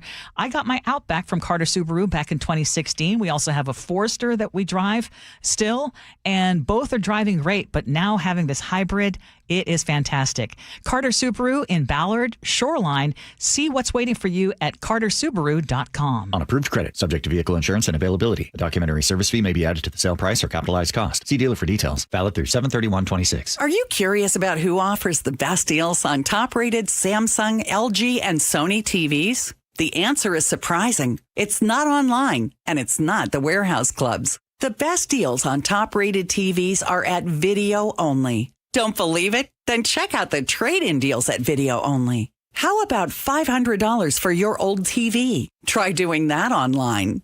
Before you buy that new TV, drop into video only. If you don't, you'll be sorry. Now is your time to get into a new D.R. Horton home by taking advantage of its National Red Tag Sales Event, going on right now through Sunday, August 2nd. Stop by any of its participating communities and find select Red Tag homes at incredible pricing. So whether you're buying your first home or looking for an upgrade, you don't want to miss the Red Tag Sales Event, going on right now. Discover the D.R. Horton difference at drhorton.com. D.R. Horton, America's builder, an equal housing opportunity builder. A perfect game by a Seattle Mariner. It was done by the King. 50 seasons, 50 legends, one unforgettable night. Join the Mariners Saturday, August 8th for 50 season celebration night at T-Mobile Park, presented by Daktronics. The Mariners are going to play for the American League Championship. Before the team takes on the Rays, arrive early for the most epic pregame ceremony in Mariners history. You'll witness the biggest gathering of franchise icons ever assembled as the 50 greatest Mariners from across all 5 decades are revealed. From Griffey to the big unit, from Ichiro to Nelson Cruz, and every legend in between, you don't want to miss this once-in-a-lifetime event. Junior with a 2-run home run. Everybody is going bonkers here in the Kingdom. Seats are going fast. Get yours at mariners.com/tickets.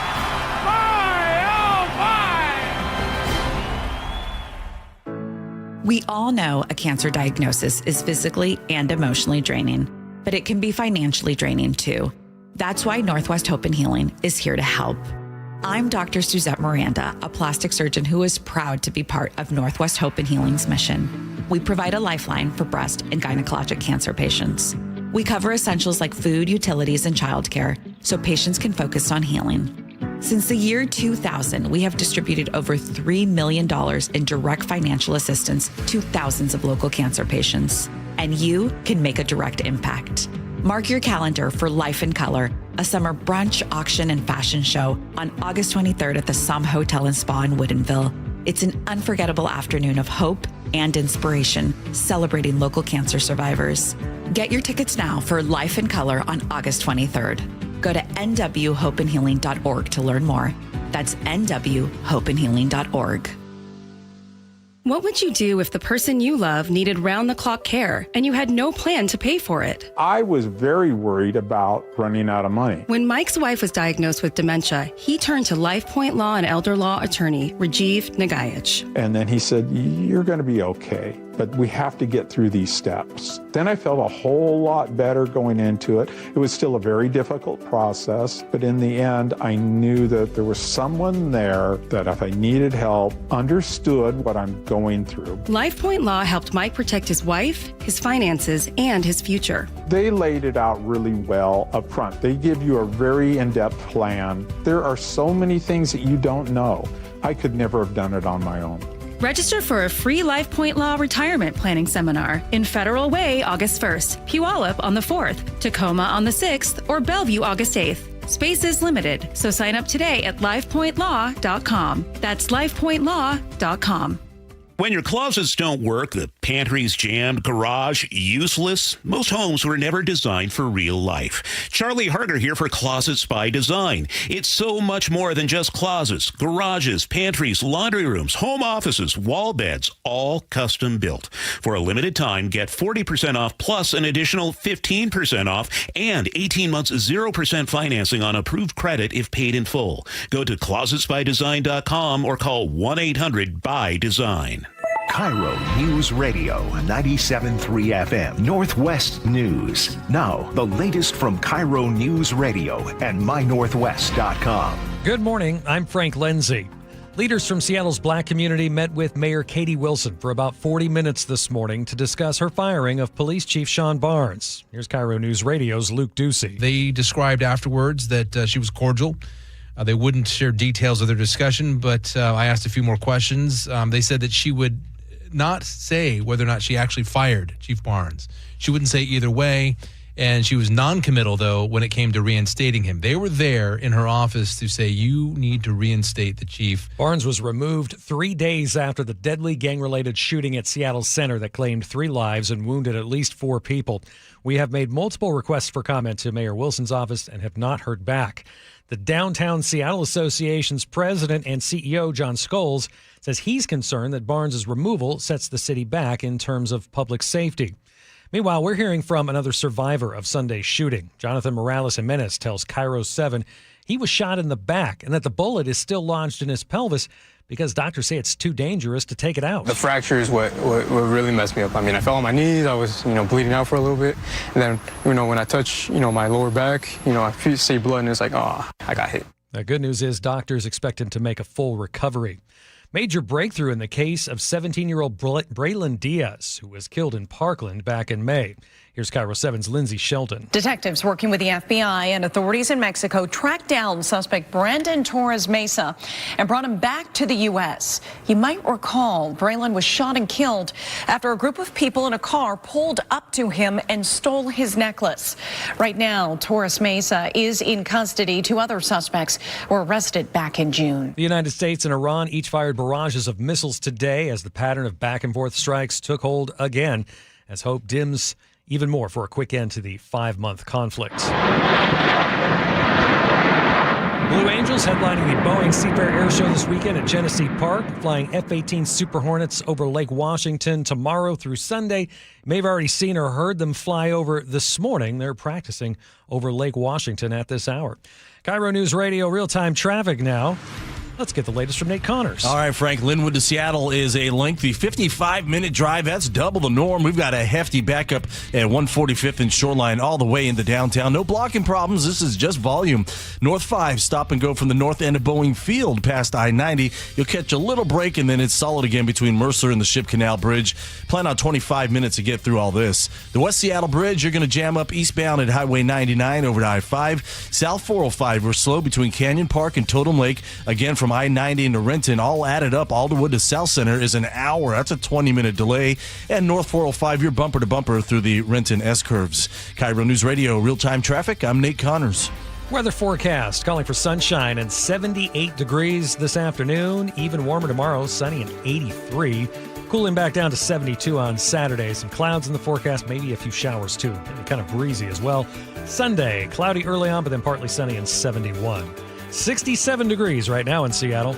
I'm Frank Lindsay, KIRO News Radio. Your best source for local news. You're listening to KIRO News Radio, Northwest News.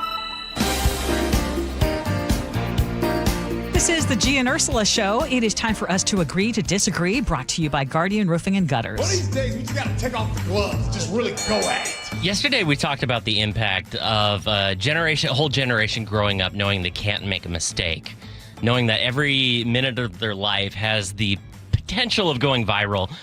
There was an Atlantic piece that brought up actually the case of this, and I want to talk about whether it's okay to film people in public.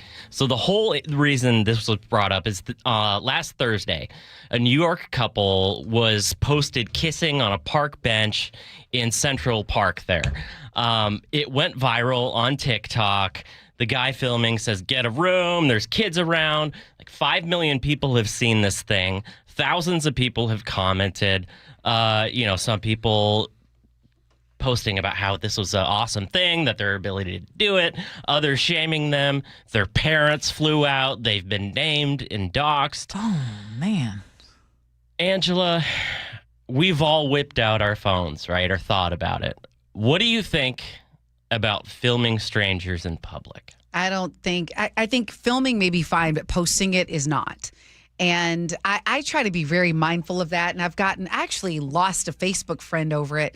Really? A friend was on a flight and filmed the person next to him without permission. And it was in a derogatory way. Oh. And they weren't doing anything. I can't remember what it was, but let's say it might have been snoring or something like that. Mm-hmm. And they posted it on social media. And I'm just like, okay, just because you can doesn't mean you should. Would exactly. you? It's like the golden rule. Do unto others, you would have them do unto you. And yeah, I just don't think. So you were defending the person who was basically ridiculed for whatever it was, and then someone cut you off? Oh, no. I'm saying I lost respect for the person I who gotcha, yeah. posted that. Oh, and gotcha. I let them know, like, why are you showing this? Yeah. Like, this is not, but people do it a lot. Oh, yeah. You never know, even within buildings, within your own workspaces, where there are people who try to document everything, and they will be putting stuff on their camera to reference later or to show other people later. So, and I think that's gross. Just because you can doesn't mean you should. Mm-hmm. And I think it is a very rare video, unless it is something, just putting something in a positive light, that I am sharing with the intent of shaming somebody. Yes, and I'm even mindful of if I'm taking, let's say, a big picture of an event, of who is in the frame and whether you can see their faces. Oh, yeah, I'm mindful. And then if let's say I take a picture with a group of girlfriends, I will ask before I post, because they may not have taken that picture for the purposes of social media. Mm-hmm. Is that too? You're looking I don't at know, me like, Angela. I mean, this is engaging content, right? If you see somebody doing something ridiculous or embarrassing or, let's say, borderline abusive or, let's say, trampling a public space in a way that somebody should not be doing, sometimes this can be a good enforcement vehicle, right? Hey, if I film you and your dog's taking a crap and you don't pick it up every single day, and I put you on blast on social media, and all of a sudden you get doxxed, and people have all these vile opinions of you. Well, aren't you just kind of getting what comes to you? Because that one I feel better about. Life normally doesn't come around and kick you when sometimes it should, and this is a way where sometimes people get their just comeuppance. I'm doing my best, by the way. He is. He's trying to provoke, but he's right almost now, convincing me, I because exactly. I hate it when people don't pick up their dog's poop. Yeah, but do you want them to be doxxed over it? I don't want them to be doxxed. Well, we don't assume that someone like our video is the one that's going to go viral, yes. right? But there are some people who are taking those videos with the very intention of getting as much engagement. Gosh, I didn't think it would go this far. Making it that viral one, yeah. I don't know. I mean, for me, I do, and I am someone who does live a lot on social media. I mean, not always by choice, because we have to do it through our job. Mm-hmm. But I'll take pictures. I'll take family pictures. Sometimes my sons just get kind of like, okay, we don't need to document everything. And so I've been better about that. But I'm always going to ask, are you okay if I post this? Mm-hmm. I'm also not going to be the person who posts something knowing someone looks awful or only looking for the pictures that I look good in. Yeah. Right? I try to be mindful of that too. What do you mean? Just look for the pictures those you look ones good where in? someone else, you catch them with their face disoriented or eyes closed, but you look good in that photo. Yeah, exactly. Yeah. I don't know what you're talking about. Guys don't think about this, I don't think. This is is something that happens with mostly women, right? So if three of us are taking a photo, and Ursula's like, oh, I look good in that photo, but she notices that you have your mouth open in a weird way and a crumb on your chin. But she's like, oh, I'm going to keep this photo because I look good. Okay, here's my hot take. Y'all think way too much about this stuff. Because we all are so sensitive about the way that we look on camera, right? And something that looks terrible to me objectively might not look bad to anyone else. Mm. No? You think that this is like a willful... I always appreciate it when someone makes me look good when they post their thing. I absolutely do. And I'm always appreciative if someone says, hey, are you okay with this shot? Because every once in a while I'll say, yeah, no, can we try another one? Okay, I have another agree to disagree. Or do you have a pressing one? Please. Okay, it's your child's 21st birthday. Yes. Do you take them for a drink? Agree. You take them for a drink. Agree to disagree. I did. You did? Yeah.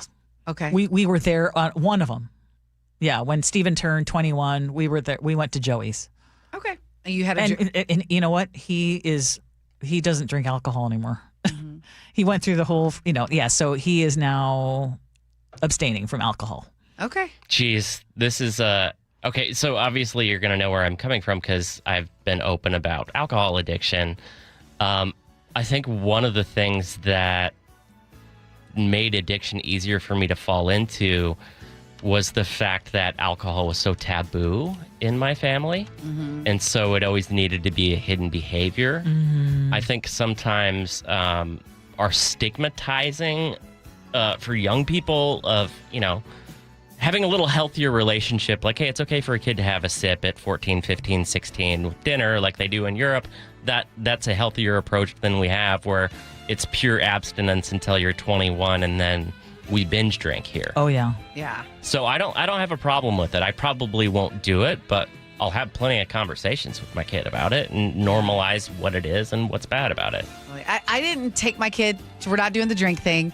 And my main reason wasn't being afraid of it, but it was like, why is that the reward? Like, why is that? For me, it was like, why is that the thing with turning 21? Why is, so I kind of just felt like if my only reason is because like, oh, it's tradition or, oh, it's, yeah. So I respect that. Yeah. It's I don't know if that's the right thing or not. Also, well, it all depends on who the 21-year-old is. Yeah. One wanted to and the other one didn't. Yep. It's all good. Maybe I'll ask her and see, like, is that something you want to do with me? Yeah. Want to have some rosé together? Or? How about a trip to Vegas? This is weird, Mom. I just feel like in our culture, sometimes we reward things that are just kind of like, oh, everything is a dessert or everything is, and I the rewards are unhealthy behaviors. Yeah. No, I totally get that. Mike and Edmund says, my guess is you didn't take Steven for a drink. You took him out for his birthday dinner and there was a drink. This is correct. It wasn't focused on drinking. You didn't do shots? No. I don't even drink. Okay, we've got more of the Gee and Ursula Show coming up. We hear you and our words to live by. Stay with us.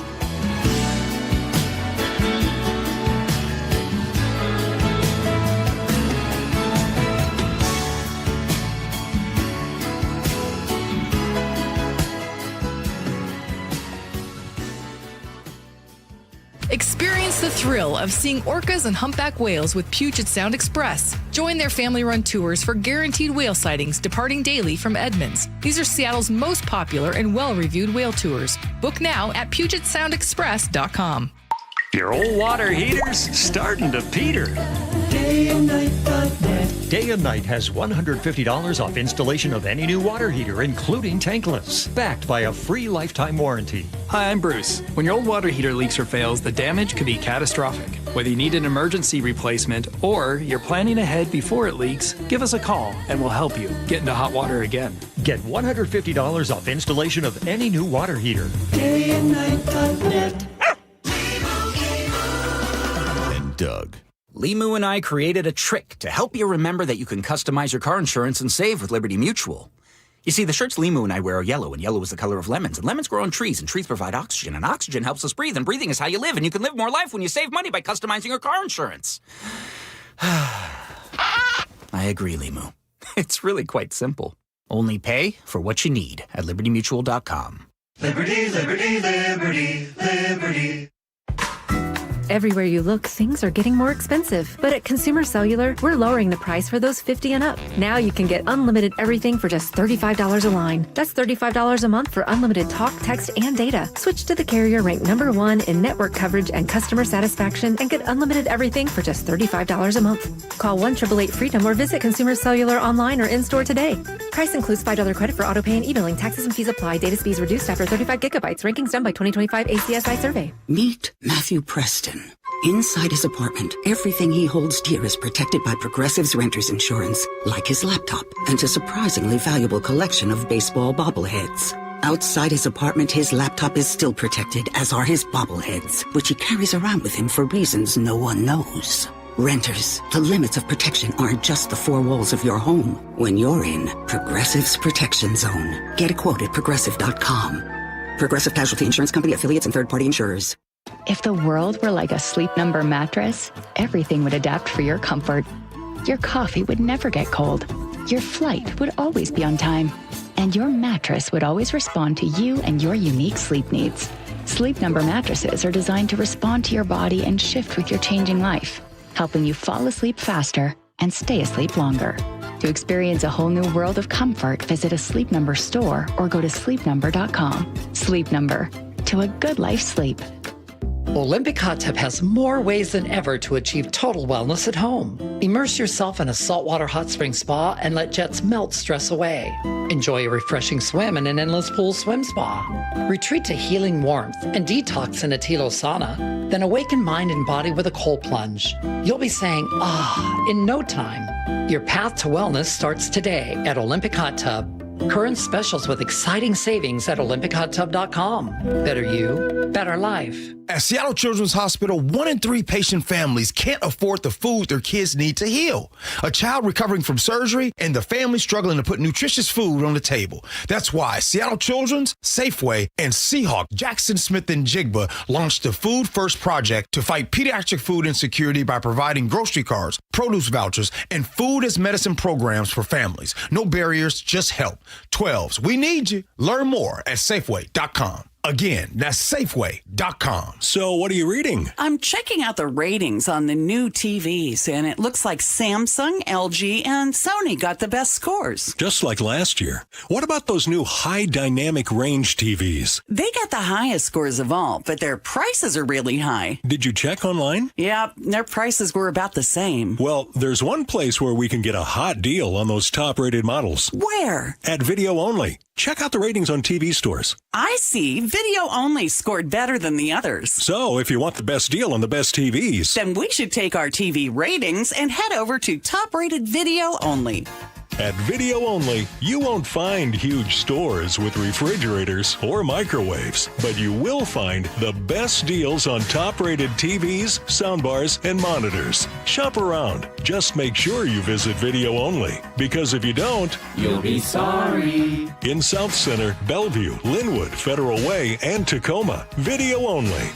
Guys, your testosterone level impacts your energy, drive, weight, hair loss, and even ED. Revive Men's Health Seattle will check your T level for free. For your free T level check, exam, and consultation, call 206-529-1111 or visit ReviveMen'sHealth.com. KIRO News Radio is giving you a shot at 4 tickets to see the Seahawks in their preseason home opener, Saturday, August 15th. To enter, open the KIRO News Radio app or visit mynorthwest.com/win for details. You can enter once per day, so the more you enter, the better your chances. Enter daily from July 28th through August 3rd. Full details and rules at mynorthwest.com/win. That's mynorthwest.com/win.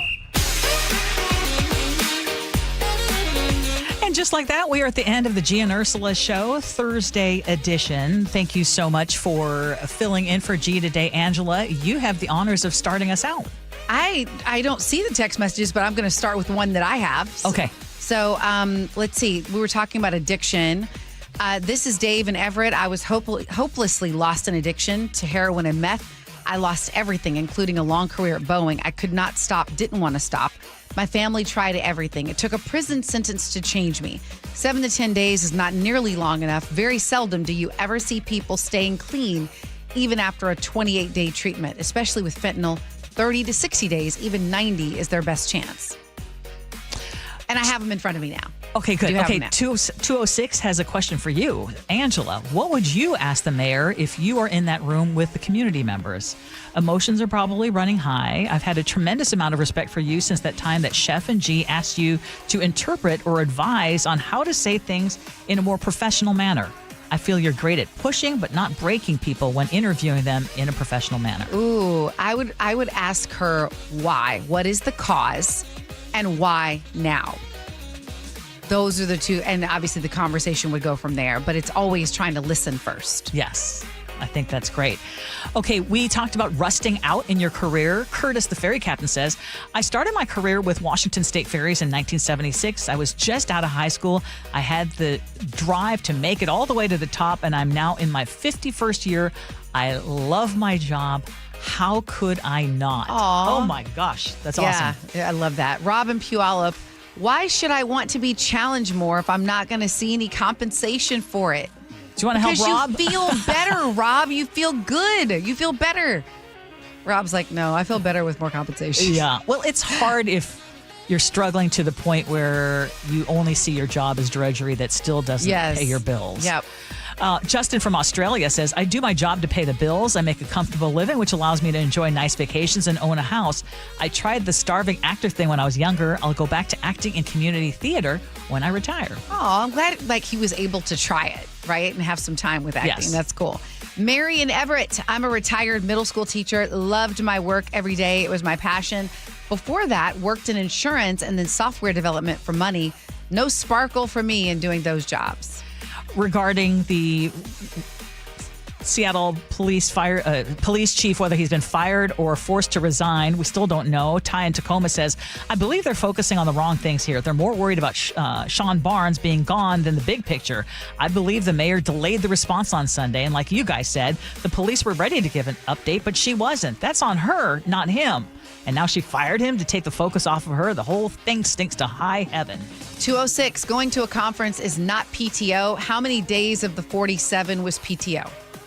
206 says, so when is Mayor Katie going to make a freaking statement? If she fired Barnes, she needs to let her constituents know they no longer have a chief. That's what we're saying, and we're waiting. Yeah, one other perspective, Justin in Ravensdale, Chief Barnes should not have been fired if he had enough leave time.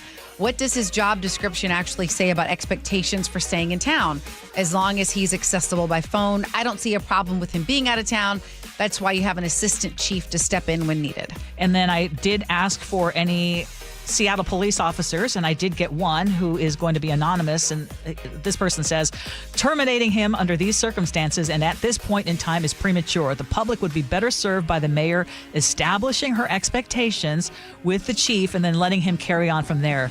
If he does leave, it's only going to further destabilize our department. It was difficult enough to attract a chief from the national search that came up with him. Well, and I agree with that. And that's from someone on the police force in now. The department right now. Okay, we are. Is it time out for of Ursula? time. Yeah, so it's time for Ursula's words to live by. We loved your Ask Ursula and looking forward to what you have to say. Well, I will say that on days like today, sometimes it feels like it's hard to have gratitude, but this is about that. Because there are so many things in the world that could be invisible to the material eye. And when you take a moment to stop, to pause, to be present, and notice them, that is gratitude. Just noticing what's in front of you. Yeah, and some days are harder than others. Yes, but you know what? Even though today might be difficult for a lot of people, I see you, I see Chef, I see Nick, I see all of you who text in, for better or for worse, we're together. And what a great opportunity and a privilege for me to be here. So well, and it's a privilege for us to have you here. Thank you, thank you, thank you. Have a great day. Chef, thank you. And Nick. Well, maybe some are feeling rushed out in their own careers, thinking work is getting stale, but have security when near. And if you're in that group that thinks you might need different scenes, I don't think it's ever bad to find the grass that's much more green. But as for tipping culture in the state when going out, I'm not holding up that motto with a bonus tip in doubt. You'll get the gratuity from me with what you already put on the receipt over there, but I'm not doubling down after that.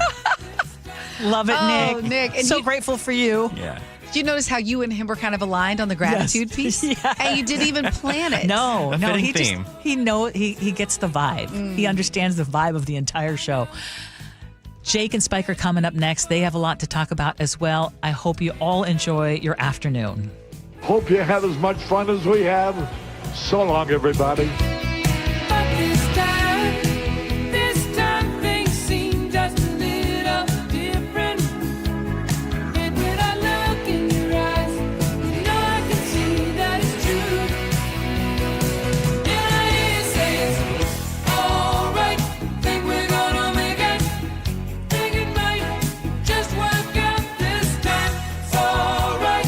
Think we're gonna make it. Think it might work out fine this time. It's alright.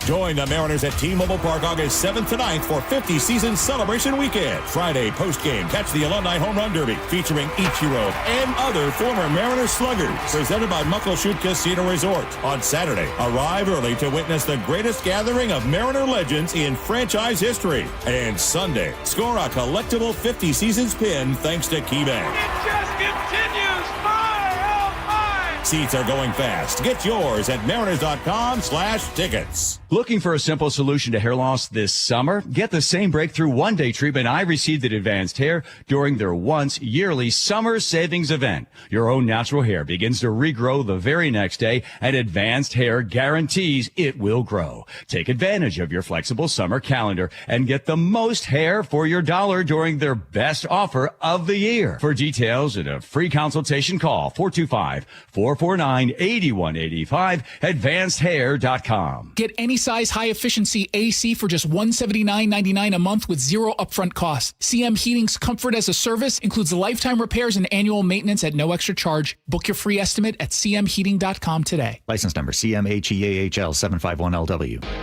You're still glowing, flirting, grooving. You've still got it. But your immune system weakens as you age, making it harder to fight illnesses like pneumococcal pneumonia and RSV. Vaccines are a key part of any health routine and can help protect you from getting really sick. Ask your doctor or pharmacist which vaccines you need.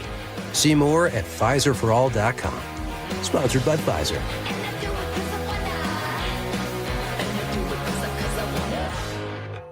Finding great candidates to hire can be like, well, trying to find a needle in a haystack, but not with ZipRecruiter. Its powerful technology actively finds and invites qualified candidates to apply to your job. So while other companies might deliver a lot of hay, ZipRecruiter finds you the needle in the haystack. See why 4 out of 5 employers who post a job on ZipRecruiter get a quality candidate within the first day. Try ZipRecruiter for free at ZipRecruiter.com/free. That's ZipRecruiter.com/free. ZipRecruiter. Tune in to elevate your wealth. If you're 5 to 10 years from retirement, you do not have the time to deal with a market downturn. With Mark Stimson and Casey Elkins. It's important that you know what the rules are, because if you don't, you can make some tremendous decisions that could adversely affect you, and you may not be able to go back and fix them. Tune in to Elevate Your Wealth, Saturdays at 11 a.m., right here on KIRO Newsradio 97.3 FM.